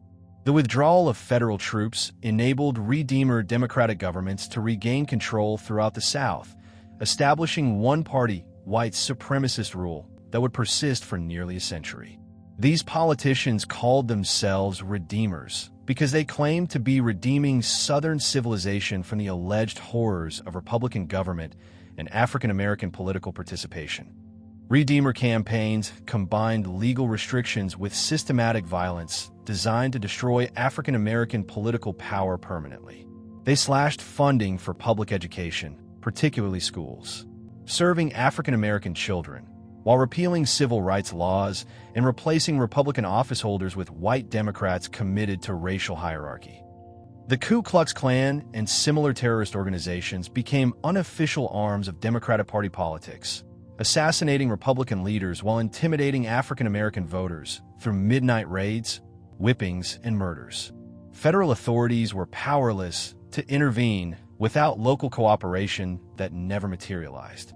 Economic coercion supplemented physical terrorism. African American farmers found themselves trapped in sharecropping systems designed to maintain perpetual debt and dependency. Those who attempted to vote Republican or assert their rights faced economic retaliation that could destroy their livelihoods and force their families into starvation. The Redeemer Campaign succeeded beyond their expectations. By 1890, African American political participation had been virtually eliminated throughout the former Confederacy. The brief experiment in interracial democracy was over, replaced by a racial caste system that would persist until the 1960s civil rights movement finally completed Reconstruction's unfinished business. 100. The legal lynching of democracy. Between 1882 and 1968, documented lynchings claimed 4,730 victims across the United States, including 3,440 African Americans murdered by white mobs determined to maintain racial supremacy through systematic terrorism. These horrific statistics represent only documented cases. The actual number of lynching victims was undoubtedly much higher, as many murders were never reported or investigated. Lynching served multiple purposes in the post-Reconstruction South beyond simple racial control. It terrorized entire African American communities through random violence that could strike anyone at any time for any perceived transgression. It also provided grotesque entertainment for white communities, with lynchings often becoming carnival-like events attended by thousands of spectators. The victims included men, women, and children accused of crimes ranging from murder to disrespecting white people. Many lynchings occurred without any criminal accusation. Victims were killed for economic success, political activity, or simply being in the wrong place at the wrong time. The randomness was intentional, designed to keep entire communities in fear. Law enforcement officials often participated directly in lynchings or deliberately failed to prevent them when advance warning was available. Courts rarely prosecuted lynch mob members, even when their identities were well known. This legal complicity demonstrated that lynching was a tool of social control supported by the entire white power structure. The psychological impact extended far beyond immediate victims. Every lynching sent a clear message to African American communities: step out of line and you might be next. This reign of terror was specifically designed to destroy any hope of racial equality while ensuring that African Americans remained subordinated to white authority in all aspects of life. 101. The systematic theft of the vote. Through a coordinated campaign of legal restrictions and extra-legal violence, Southern states reduced African American voter registration from over 90% during Reconstruction to just 3% by 1940. Representing one of the most successful assaults on democratic rights in world history. This massive disenfranchisement destroyed the political coalition that had supported civil rights while establishing one-party white supremacist rule. Literacy tests became the primary legal weapon for excluding African American voters while maintaining the appearance of racial neutrality. These supposedly objective requirements included impossible questions like how many bubbles are in a bar of soap, or demands to recite and interpret complex constitutional passages that few college graduates could answer correctly.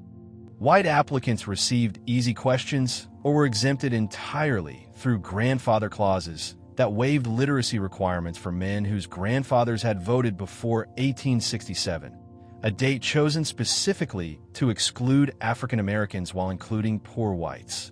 These discriminatory applications made literacy tests effective tools for racial disenfranchisement. Poll taxes created additional economic barriers for poor citizens of both races, though they affected African Americans disproportionately due to widespread poverty created by economic discrimination. Some states required payment of cumulative poll taxes for all previous years, creating impossible debts that effectively barred voting participation. All-white Democratic primaries became the final barrier to African American political participation. Since the Republican Party had collapsed throughout the South, winning the Democratic primary was equivalent to winning the general election. By excluding African Americans from primaries, Southern states effectively eliminated their voting rights while maintaining the appearance of democratic governance. 102. The pension system that transformed government. Union pension recipients numbered 562,615 by 1910, consuming 45% of total federal revenue at their peak, while creating America's first large-scale federal social welfare system. This massive expenditure represented far more than military benefits. It established crucial precedents for federal responsibility for citizen welfare that would later support New Deal and Great Society programs. The pension system began modestly in 1862, with benefits limited to disabled veterans and widows of men killed in service. But political pressure from veterans organizations expanded eligibility repeatedly until virtually every Union veteran qualified for payments regardless of service-related disabilities. By 1900, the system covered over 700,000 recipients and their dependents. Monthly pension payments of $6 to $30 represented significant income for working-class families in an era when laborers earned $1 to $2 daily. Disability payments could reach $100 monthly for severely wounded veterans, providing comfortable middle-class incomes. These benefits lifted thousands of families out of poverty while stimulating local economies. The political implications were enormous. Veterans organizations like the Grand Army of the Republic became powerful lobbying forces that influenced elections and policy decisions throughout the North. Republican politicians strongly supported generous pension benefits, creating loyal constituencies that helped maintain Republican electoral dominance for decades. The system's remarkable longevity demonstrated both the war's lasting impact and federal commitment to honoring service obligations. The last Union pension recipient died in 1956, while the last Civil War widow died in 2008. Some dependents continued receiving benefits until 2012, nearly 150 years after the war's end. 103. The Lost Cause propaganda machine. The Lost Cause mythology emerged immediately after Confederate surrender, led by former generals like Jubal Early, who understood that controlling historical memory might be more important than winning the war itself. Through organizations like the Southern Historical Society and publications like the Southern Historical Society Papers, they launched a propaganda campaign that would dominate American historical education for over a century. Early and his collaborators promoted 3 central myths designed to rehabilitate the Confederate cause.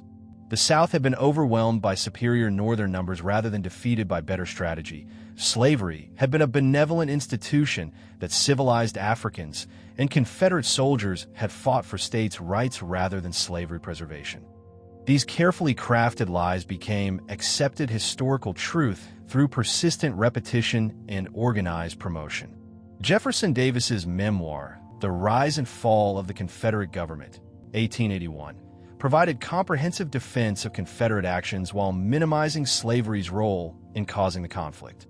The work became a foundational text for Lost Cause interpretation.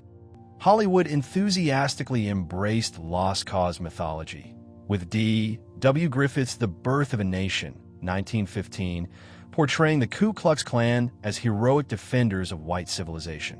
Gone with the Wind, 1939, romanticized plantation slavery while presenting the Civil War as a tragic conflict between noble adversaries fighting for principle. This mythological reconstruction succeeded beyond its creator's wildest dreams. By the early 20th century, even Northern textbooks taught that slavery had been a minor cause of the Civil War, and that Reconstruction had been a corrupt failure imposed by vindictive Republicans. 104. The Monument Campaign's hidden agenda. More than 1,700 public Confederate monuments were erected across the United States, with peak construction occurring during the Jim Crow era, 1890s to 1920s, and again during the Civil Rights Movement, 1950s to 1960s. These monuments weren't simply memorials to war dead. They were political statements designed to reinforce white supremacy while intimidating African Americans seeking equal rights. The timing of monument construction reveals their true purpose as tools of racial oppression rather than historical commemoration. The largest wave occurred between 1900 and 1920, during the nadir of American race relations when lynching peaked and Jim Crow laws were being systematically codified throughout the South. A second construction wave appeared during the 1950s to 1960s as Southern states organized massive resistance to civil rights integration. These monuments served as rallying points for white supremacist organizations while sending clear messages about who controlled Southern society and politics. The United Daughters of the Confederacy led the Monument Campaign while simultaneously working to control historical education through textbook committees and teacher training programs. They provided approved textbooks to Southern schools, funded university professorships, and pressured publishers to adopt lost cause interpretations of Civil War history. Monument inscriptions revealed their ideological purpose through messages about defending civilization, protecting sacred principles, and maintaining eternal vigilance. These words sent unmistakable signals to African Americans about their subordinate status, while celebrating the Confederate cause as noble and just. 105. The Educational Indoctrination Campaign. The United Daughters of the Confederacy wielded influence far beyond their membership through a sophisticated campaign to control how Americans learned about the Civil War, understanding that winning the battle for historical memory required capturing children's minds before they could form independent opinions about the past. The UDC's Education Committee developed standardized textbooks promoting lost cause mythology while minimizing slavery's role in causing the Civil War. They provided these books free to cash-strapped Southern school districts, ensuring that millions of children learned distorted versions of American history that portrayed the Confederacy as heroic and Reconstruction as corrupt. Teachers who used unapproved textbooks faced community pressure and potential job loss from UDC-influenced school boards. The organization also funded university professorships and research programs that promoted Confederate-friendly interpretations while pressuring textbook publishers to adopt their preferred narratives through organized boycott threats. Their influence extended beyond the South through national teacher training programs and distribution networks. Northern educators attending summer institutes often returned home with UDC-approved materials and methods that spread lost cause mythology throughout American education systems. The organization's motto, "Lest We Forget," revealed their true purpose, ensuring that white supremacist interpretations of the Civil War would never be forgotten, even as the veterans who fought it passed away. Their educational campaign succeeded in making lost cause mythology mainstream American history for generations. 106. Reconstruction's revolutionary achievements. Despite its ultimate political failure, Reconstruction established institutional foundations that would support future civil rights movements while proving that interracial democracy was possible in America.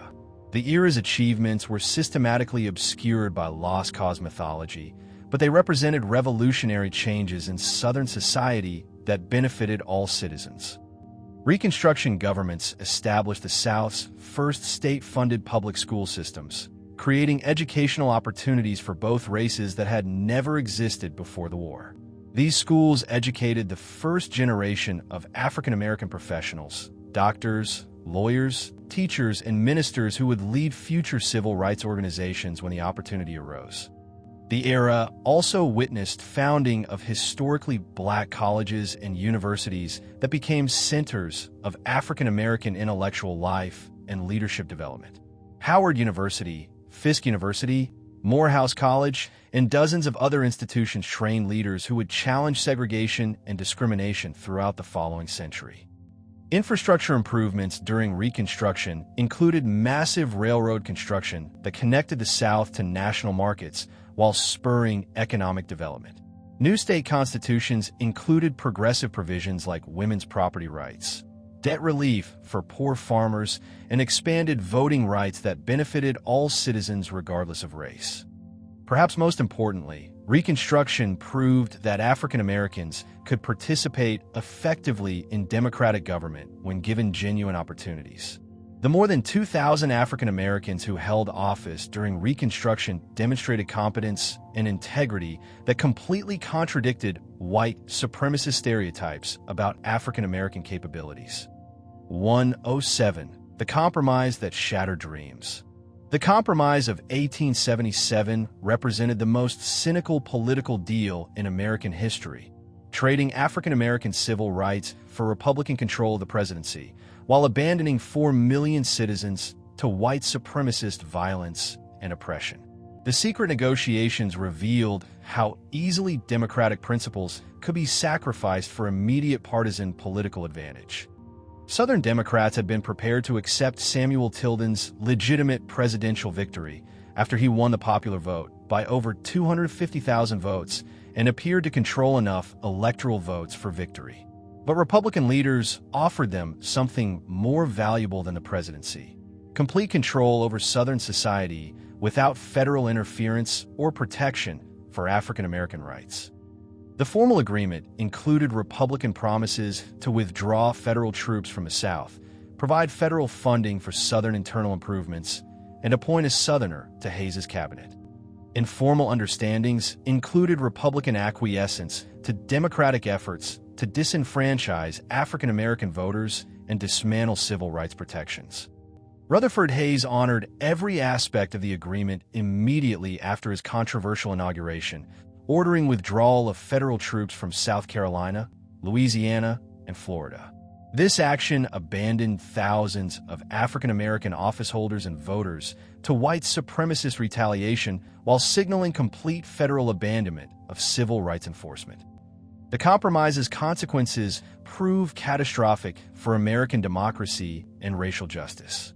Within a decade, African American political participation had been virtually eliminated throughout the South through violence and legal restrictions, while the promise of equal citizenship established during Reconstruction was betrayed for temporary partisan advantage.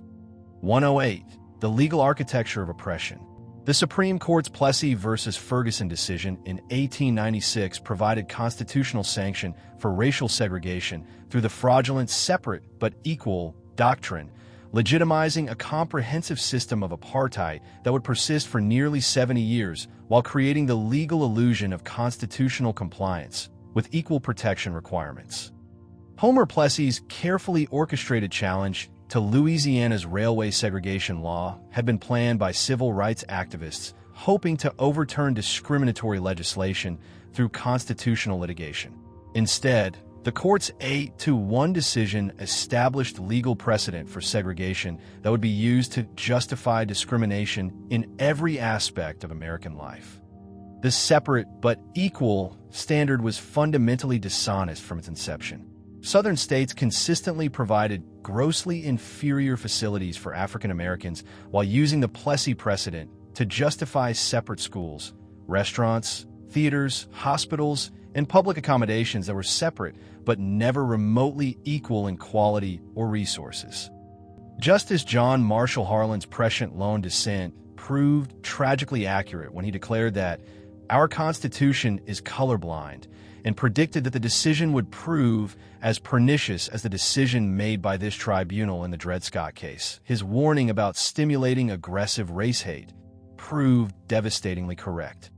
The Plessy decision provided legal cover for a comprehensive system of racial oppression that extended far beyond public accommodations to include segregated education, housing, employment, healthcare, and even cemeteries. Jim Crow had received the Supreme Court's constitutional blessing and would persist until the 1960s civil rights movement. 109. The pension legacy that spans centuries.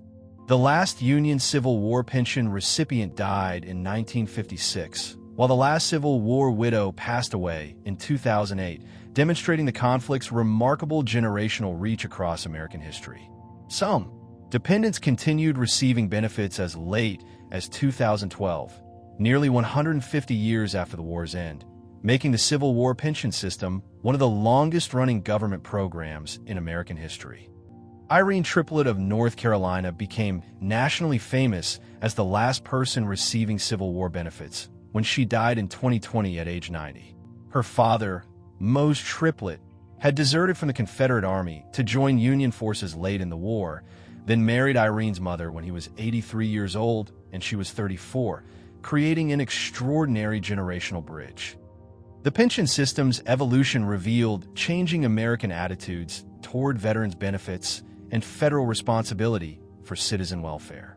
What began as limited support for disabled veterans expanded into a comprehensive social welfare system that provided economic security for hundreds of thousands of families, while establishing precedents for modern veterans programs.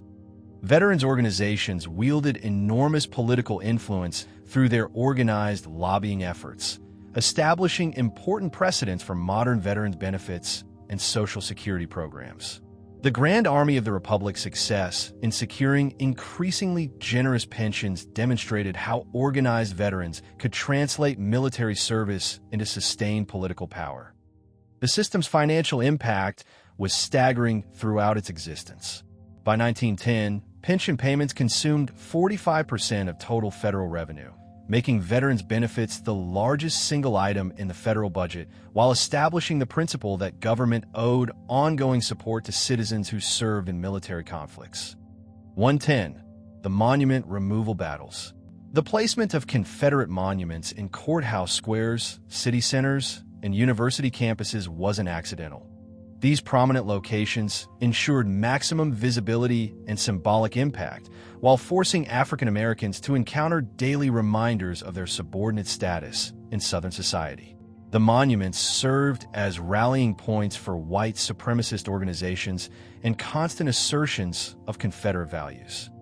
Many monuments included not just statues, but elaborate inscriptions celebrating Confederate principles and condemning Reconstruction as corrupt tyranny imposed by vindictive outsiders.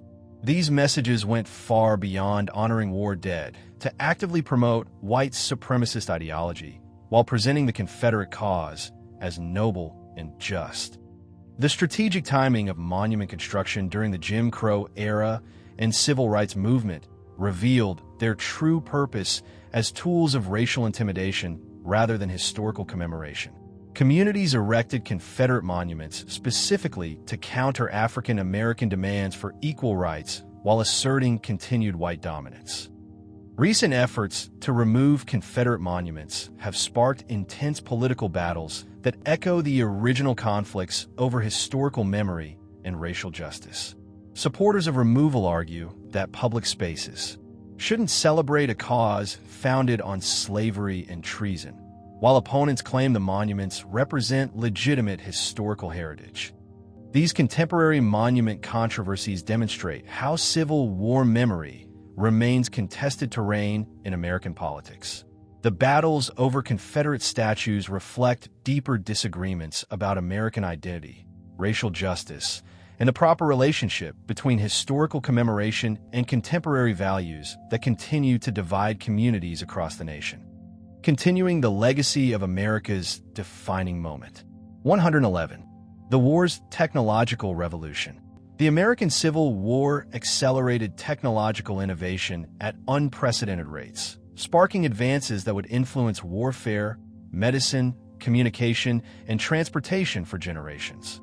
The conflict demonstrated how military necessity could drive scientific progress while establishing America as a world leader in technological innovation and industrial capacity. The war produced revolutionary changes in weapons technology, from rifled muskets and artillery to naval ironclads and explosive mines. These innovations made traditional military tactics obsolete while forcing commanders to develop new strategies for industrial warfare. The Spencer and Henry repeating rifles foreshadowed automatic weapons that would dominate future conflicts. Communication advances were equally significant, with the telegraph creating the first modern military communications network. The ability to coordinate multiple armies across vast distances fundamentally changed strategic planning while establishing principles of real-time command and control that would influence military organization worldwide. Medical innovations saved thousands of lives while establishing foundations for modern healthcare. Organized ambulance corps, systematic triage, Widespread use of anesthesia and specialized treatment facilities created trauma care systems that became models for civilian emergency medicine throughout the world. Railroad technology advanced rapidly to meet military transportation needs, with innovations in locomotive design, track construction, and logistics management that would support America's post-war economic expansion. The war demonstrated that victory in modern conflicts would depend as much on industrial capacity and technological innovation as battlefield courage. 112. The economic transformation. The Civil War fundamentally transformed the American economy from an agricultural system based on enslaved labor to an industrial powerhouse that would become the world's largest economy within decades. This economic revolution affected every aspect of American life, while establishing patterns of development that would persist for generations. Northern industrial capacity expanded dramatically during the war, with factory production increasing by over 25%, while new manufacturing techniques reduced costs and improved quality. The conflict created enormous demand for weapons, uniforms, equipment, and supplies that stimulated innovation across multiple industries. The federal government's role in the economy expanded permanently through wartime policies that included the first federal income tax, national banking system, transcontinental railroad subsidies, and land-grant college programs. These precedents established federal involvement in economic development that would continue long after the war's end. Labor relations were transformed as wartime demand created opportunities for workers to organize unions and demand better wages and conditions. Women entered the workforce in unprecedented numbers, while immigrants found new economic opportunities in expanding industries that needed skilled workers. The destruction of slavery freed 4 million people to participate fully in the American economy for the first time, while also eliminating the enormous costs of maintaining a system that prevented human potential from being fully realized. Economic historians now recognize emancipation as one of the most significant wealth-creating events in American history. 113. The international impact. The American Civil War influenced international relations and political development worldwide, demonstrating that democratic governments could survive existential challenges while inspiring liberal movements across Europe and Latin America. The conflict's outcome affected global balance of power for generations while establishing American influence in world affairs. European powers had confidently predicted American democratic government would collapse under internal pressure, viewing the Civil War as proof that republican institutions were fundamentally unstable. Union victory contradicted these expectations while demonstrating that democratic societies possessed greater resilience and military capacity than monarchical governments had believed possible. The war's outcome influenced European political development by encouraging liberal movements that sought to expand democratic rights and constitutional government. The American example showed that popular governments could mobilize resources effectively while maintaining civilian control over military forces during extended conflicts. British and French intervention in Mexico demonstrated how European powers attempted to exploit American weakness, but Union victory forced them to abandon imperial ambitions in the Western Hemisphere. The Monroe Doctrine gained new credibility backed by proven American military capacity and determination to resist foreign interference. The abolition of slavery enhanced America's moral authority internationally, while undermining European arguments that democratic governments couldn't address fundamental social problems. The successful elimination of human bondage through democratic processes provided a powerful example for reform movements worldwide. 114. The constitutional legacy. The Civil War amendments created a new constitutional framework that fundamentally altered the relationship between federal and state governments while establishing individual rights protections that would support future civil rights movements. These changes represented the most significant constitutional transformation since the original ratification in 1788. The 13th Amendment's abolition of slavery established federal power to eliminate state-sanctioned human bondage while creating constitutional foundations for broader civil rights protections. The amendment's exception for criminal punishment would later become controversial as Southern states used convict labor systems to maintain elements of slavery. The 14th Amendment's Equal Protection Clause became the constitutional foundation for most civil rights litigation, while establishing birthright citizenship that couldn't be revoked by state governments. The amendment's due process protections would eventually be interpreted to apply the Bill of Rights to state governments as well as federal authorities. The 15th Amendment's voting rights protections established the principle that political participation couldn't be denied based on racial identity, though it left room for other forms of voter discrimination that Southern states would exploit for decades through literacy tests, poll taxes, and other barriers.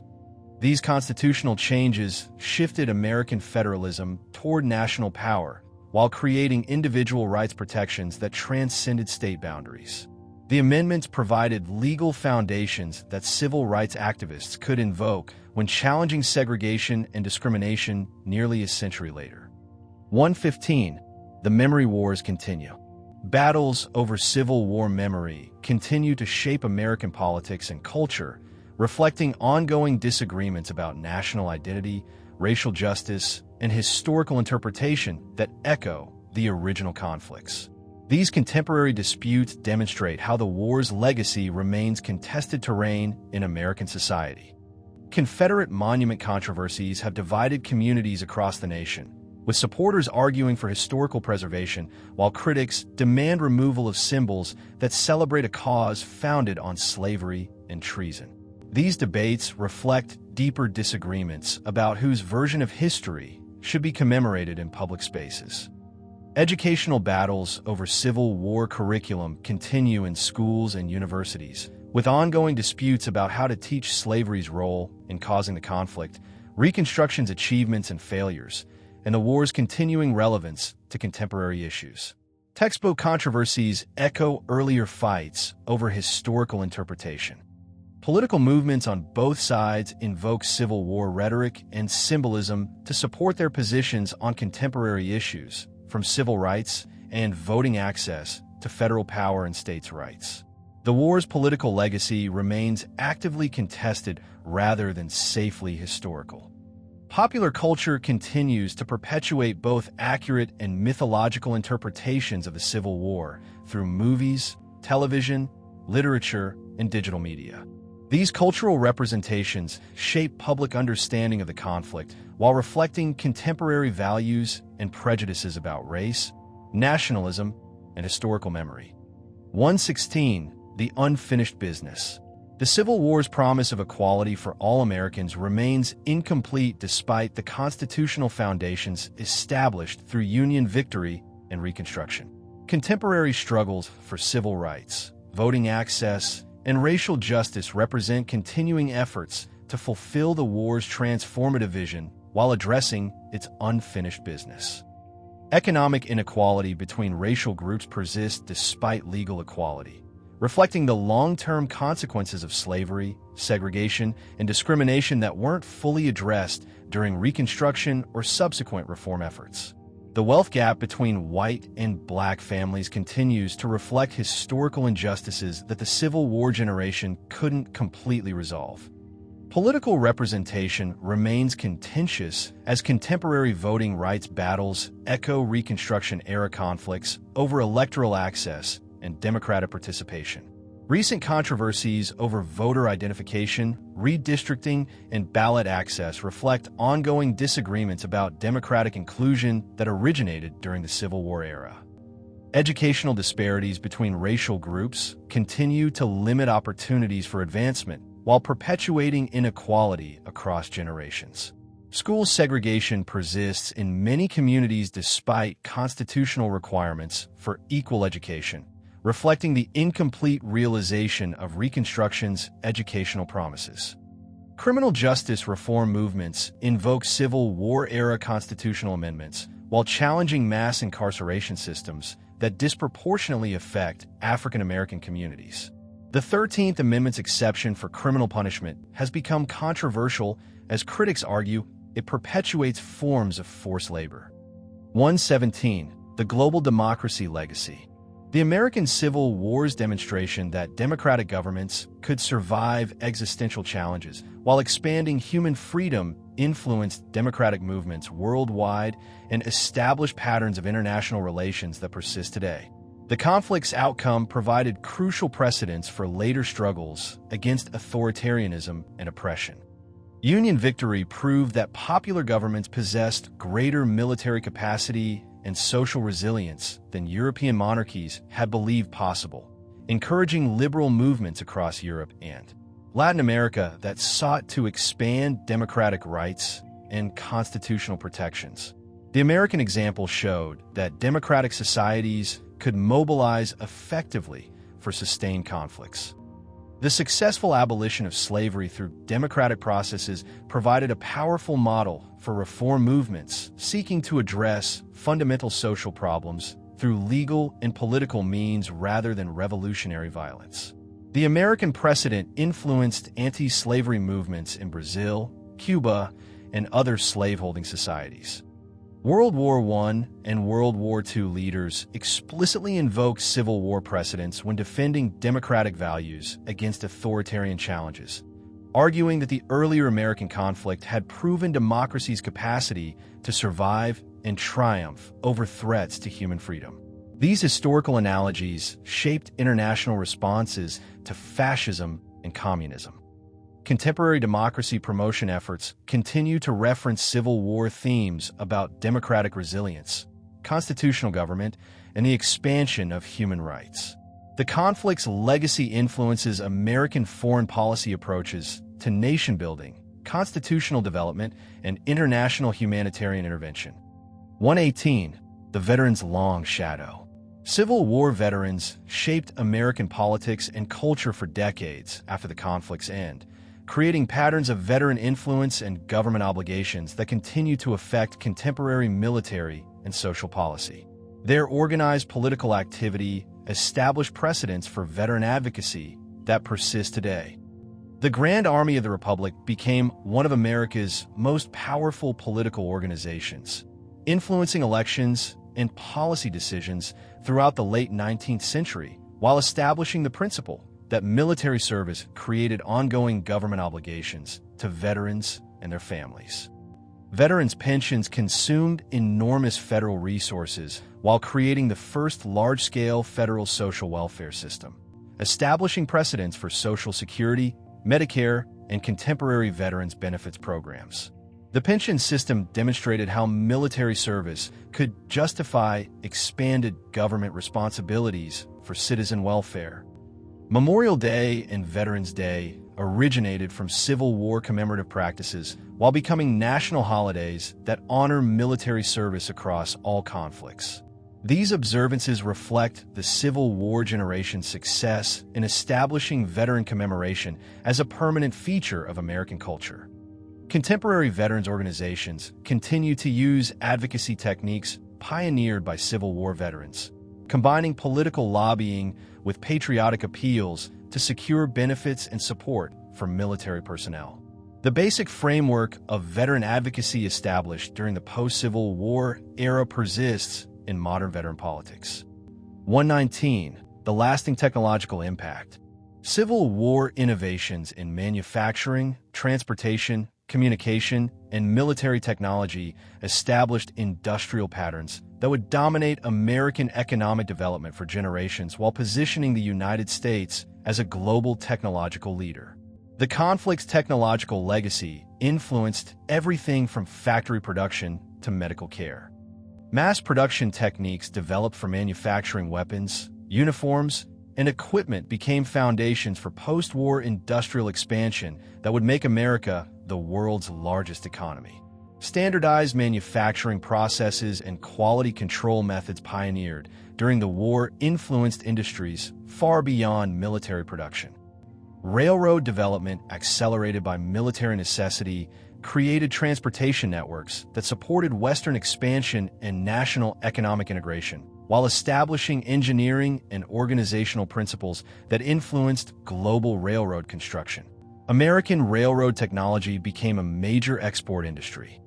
Telegraph systems expanded from military communication, provided foundations for civilian telecommunications networks that would eventually evolve into modern telephone and internet systems. The organizational principles of rapid long-distance communication established during the war influenced all subsequent communication technologies. Medical advances in trauma care, anesthesia, and hospital organization created foundations for modern healthcare while establishing American leadership in medical innovation. Civil War medical practices influenced military medicine worldwide while contributing to civilian medical advances that saved countless lives. 120. The price of union.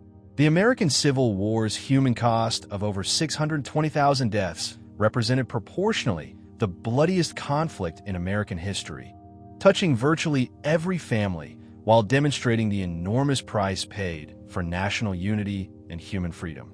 This sacrifice created lasting obligations to honor the war's achievements while learning from its tragedies.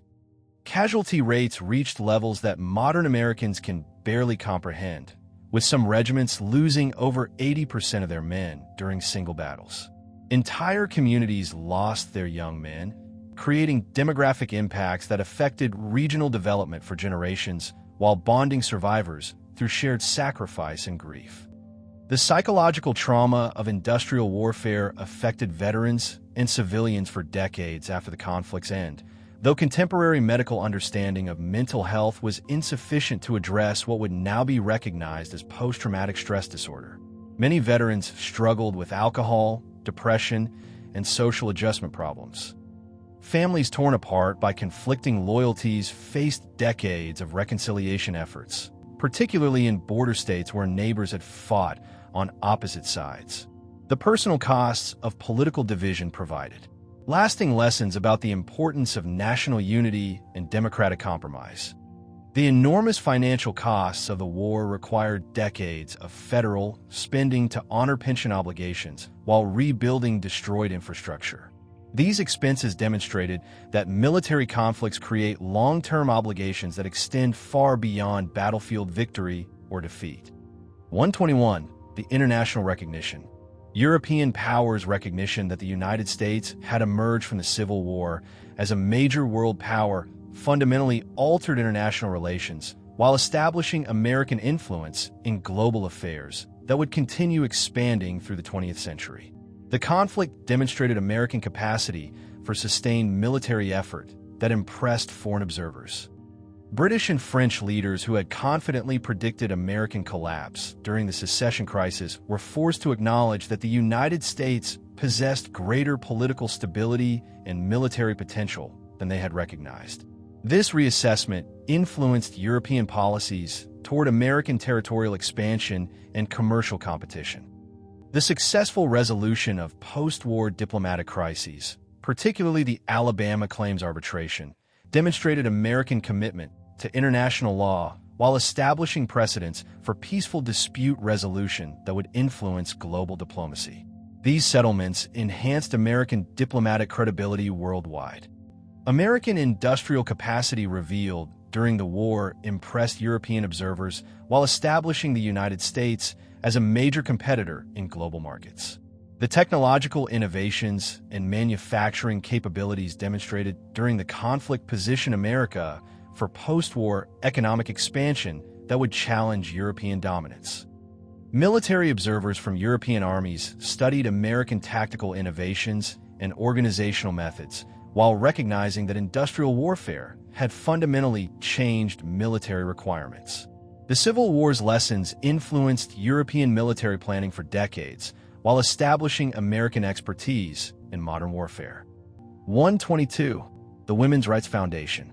Women's expanded roles during the Civil War created foundations for future women's rights movements while demonstrating female capabilities that challenged traditional gender assumptions. The conflict provided unprecedented opportunities for women to prove their intelligence, courage, and leadership abilities in previously male-dominated fields. Nursing services established by women like Clara Barton and Dorothea Dix created professional opportunities that continued after the war while proving that women could manage complex organizations and make life-or-death decisions under pressure. These experiences provided arguments for expanded women's rights and opportunities. Women's participation in war relief organizations, fundraising campaigns, and political activities demonstrated organizational skills and public engagement that contradicted arguments about female political incapacity. These wartime experiences strengthened demands for women's suffrage and expanded legal rights. The economic opportunities created by wartime labor shortages allowed women to enter previously male occupations while proving their capabilities in manufacturing, commerce, and professional services. These precedents supported post-war arguments for expanded economic opportunities and equal pay.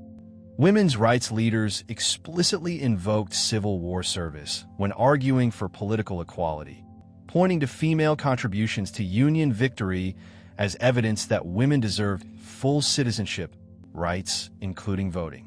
The war provided powerful precedents that strengthened subsequent suffrage campaigns. 123. The immigration integration. The massive participation of foreign-born soldiers in Union armies demonstrated that immigration strengthened rather than weakened American society, while establishing patterns of immigrant integration that would continue shaping national development. The conflict proved that diversity enhanced rather than threatened democratic institutions. German, Irish, and other ethnic units that fought with distinction challenged nativist arguments about immigrant loyalty, while demonstrating that cultural diversity was compatible with national unity. Military service provided pathways to acceptance and citizenship that transcended ethnic and religious differences. The shared sacrifice of military service created bonds between native-born and foreign-born Americans that facilitated post-war integration while reducing ethnic tensions that had characterized pre-war politics. Veterans organizations became important venues for cross-cultural cooperation and mutual respect. Immigration from war-torn regions of Europe increased during and after the conflict as people sought opportunities in a nation that had demonstrated its commitment to freedom and democracy. The Union victory enhanced America's reputation as a refuge for those seeking political and economic liberty. The successful integration of diverse ethnic groups during the war provided precedents for future immigration policy, while demonstrating that cultural pluralism could coexist with national identity. These lessons influenced American approaches to subsequent waves of immigration from different regions. 124. The Federal Power Revolution. The Civil War permanently expanded federal government power, while establishing precedents for national authority that would support future reform movements and crisis responses. The conflict demonstrated that effective democracy required strong central government capable of protecting individual rights against state-level oppression.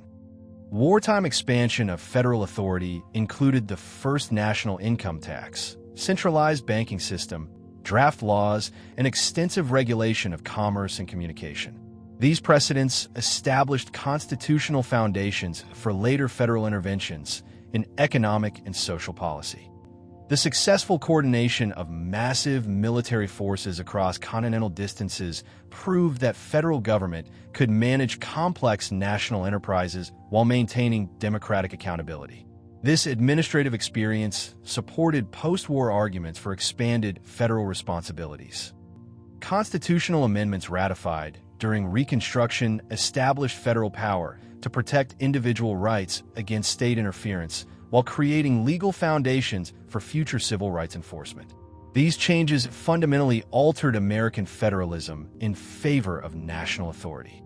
The precedent of using federal power to protect human freedom and democratic rights provided constitutional justifications for later interventions, including New Deal economic programs, civil rights enforcement, and social welfare systems. The Civil War established that federal authority could be used to expand rather than restrict individual liberty. 125. The Moral Transformation. The Civil War transformed American moral consciousness by definitively establishing that slavery was incompatible with democratic values, while creating national commitment to equality that would influence future reform movements. The conflict resolved fundamental contradictions about human freedom that had plagued the nation since its founding. The successful abolition of slavery through constitutional amendment demonstrated that democratic societies could address fundamental moral problems through legal and political processes rather than violent revolution. This precedent influenced subsequent reform movements seeking to expand human rights through democratic means. Religious arguments about slavery's sinfulness that supported Union war aims established precedents for faith-based social activism that would influence later movements for prohibition, women's rights, and civil rights. The war demonstrated how moral convictions could motivate political change. The enormous sacrifice required to eliminate slavery created national understanding that moral progress required sustained commitment and personal sacrifice. This lesson influenced approaches to subsequent social problems while establishing expectations about citizenship obligations. International recognition of America's commitment to human freedom enhanced the nation's moral authority while positioning the United States as a global advocate for democratic values and human rights. The war's moral legacy influenced American foreign policy approaches to international humanitarian issues. 126. The Reconstruction Lessons. Reconstruction's incomplete success provided crucial lessons about the requirements for fundamental social change, while demonstrating both the possibilities and limitations of political reform. The era's achievements and failures influenced approaches to subsequent civil rights movements and social transformation efforts. The brief period of interracial democracy during Reconstruction proved that racial equality was achievable when supported by federal enforcement, while demonstrating that constitutional rights required active protection against local resistance. These lessons influenced later civil rights strategies and federal intervention policies. The failure to provide economic foundations for political equality showed that legal rights alone were insufficient to guarantee meaningful freedom, while highlighting the importance of economic opportunity for social transformation. Later reform movements incorporated these economic lessons into their strategies. The success of educational and infrastructure improvements during Reconstruction demonstrated that government investment in human development could benefit entire societies while creating foundations for long-term progress. These precedents supported later arguments for federal education and social programs. The ultimate failure of Reconstruction due to white terrorist violence and federal abandonment provided sobering lessons about the persistence of racial oppression while demonstrating the ongoing vigilance required to protect democratic rights. These lessons influenced persistent civil rights activism. 127. The Modern Civil Rights Connection. The modern civil rights movement explicitly invoked Civil War and Reconstruction precedents while using constitutional amendments ratified during that era as legal foundations for challenging segregation and discrimination. The earlier conflict provided both inspiration and legal tools for 20th century freedom struggles. Civil rights lawyers used the 14th Amendment's Equal Protection Clause as the primary constitutional basis for challenging segregated education, public accommodations, and voting restrictions while arguing that Reconstruction-era amendments required federal enforcement of civil rights against state interference. Movement leaders like Martin Luther King Jr. frequently referenced Civil War themes about the unfinished business of freedom while calling for completion of the democratic promise established during Reconstruction. These historical connections provided moral authority for civil rights demands. The successful use of federal power to enforce civil rights during the 1960s followed precedents established during Reconstruction while demonstrating that national authority could protect individual rights against local oppression.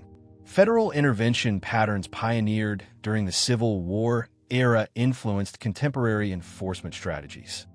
Contemporary voting rights battles continue to invoke Civil War-era constitutional amendments, while challenging restrictions that echo Reconstruction-era efforts to limit African American political participation. The historical parallels demonstrate the ongoing relevance of Civil War constitutional principles. 128. The Economic Justice Legacy. The Civil War's elimination of slavery established precedents for using federal power to address economic inequality while demonstrating that fundamental economic transformation was possible through democratic political processes. These lessons influenced later movements for economic justice and workers' rights. The successful coordination of massive wartime economic mobilization proved that government could effectively manage large-scale economic programs while maintaining democratic accountability. These precedents supported later arguments for federal involvement in economic planning and social welfare programs. The integration of formerly enslaved people into the wage labor system during and after the war provided early examples of economic transition policies that influenced approaches to later economic transformation efforts. The challenges of economic integration revealed requirements for successful social change. Labor organizing that accelerated during wartime due to increased demand for workers established precedents for collective bargaining and workers' rights that would influence future labor movements. The war demonstrated how national crises could create opportunities for expanding economic democracy. Contemporary discussions about reparations for slavery explicitly reference Civil War-era promises of economic assistance that were never fulfilled during Reconstruction, arguing that unfinished economic justice requires continued federal intervention to address historical inequalities. 129. The Democratic Resilience Model. The American Civil War provided a crucial historical example of democratic government's capacity to survive existential challenges while maintaining constitutional principles and civilian control over military forces. This precedent influenced responses to later domestic and international threats to democratic institutions. Union success in mobilizing resources for sustained military effort while preserving democratic accountability demonstrated that popular governments possessed greater resilience and military capacity than authoritarian alternatives. This lesson influenced international confidence in democratic institutions during subsequent global conflicts. The peaceful transition of presidential power during wartime, including Lincoln's re-election in 1864, established precedents for maintaining democratic processes even during national emergencies. These precedents strengthened arguments for democratic continuity during later crises. The successful integration of military victory with constitutional reform showed that democratic societies could use military success to expand rather than restrict individual rights. This lesson influenced approaches to post-conflict reconstruction in later international interventions. Contemporary defenders of democratic institutions continue to invoke Civil War precedents when arguing that democratic societies can overcome internal divisions and external threats while maintaining their fundamental values. The war's legacy provides confidence in democratic resilience during challenging periods. 130. The Eternal Vigilance Requirement. The American Civil War's ultimate lesson remains that the price of freedom is eternal vigilance, and that each generation must actively defend and expand democratic rights rather than assuming they are permanently secure. The conflict demonstrated both the possibilities and fragility of democratic progress while establishing ongoing obligations for citizenship. The constitutional foundations established through Union victory and Reconstruction created legal frameworks for protecting individual rights. But the subsequent century of segregation and discrimination proved that constitutional principles require active enforcement and citizen engagement to remain effective. The enormous sacrifice required to eliminate slavery and preserve democratic government created moral obligations for future generations to continue expanding freedom and equality while remaining vigilant against threats to democratic institutions. This legacy demands active rather than passive citizenship. Contemporary challenges to voting rights, civil liberties, and democratic norms echo conflicts that originated during the Civil War era, while demonstrating that the struggle for a more perfect union requires continuous effort rather than representing completed historical achievement. The Civil War's 130 essential facts reveal that America's defining crucible established foundations for democratic progress, while requiring each generation to complete the unfinished work of building a nation truly dedicated to the proposition that all people are created equal. The war's legacy is not a museum piece to be admired from a distance, but a living inheritance that challenges contemporary Americans to fulfill the promise of equality and justice for all citizens. The men and women who lived through America's bloodiest conflict understood that democracy is not a destination, but a journey, and that the work of building a more perfect union never ends. Their sacrifice and achievement call us to continue that essential work with the same dedication and courage they demonstrated during the nation's darkest hour.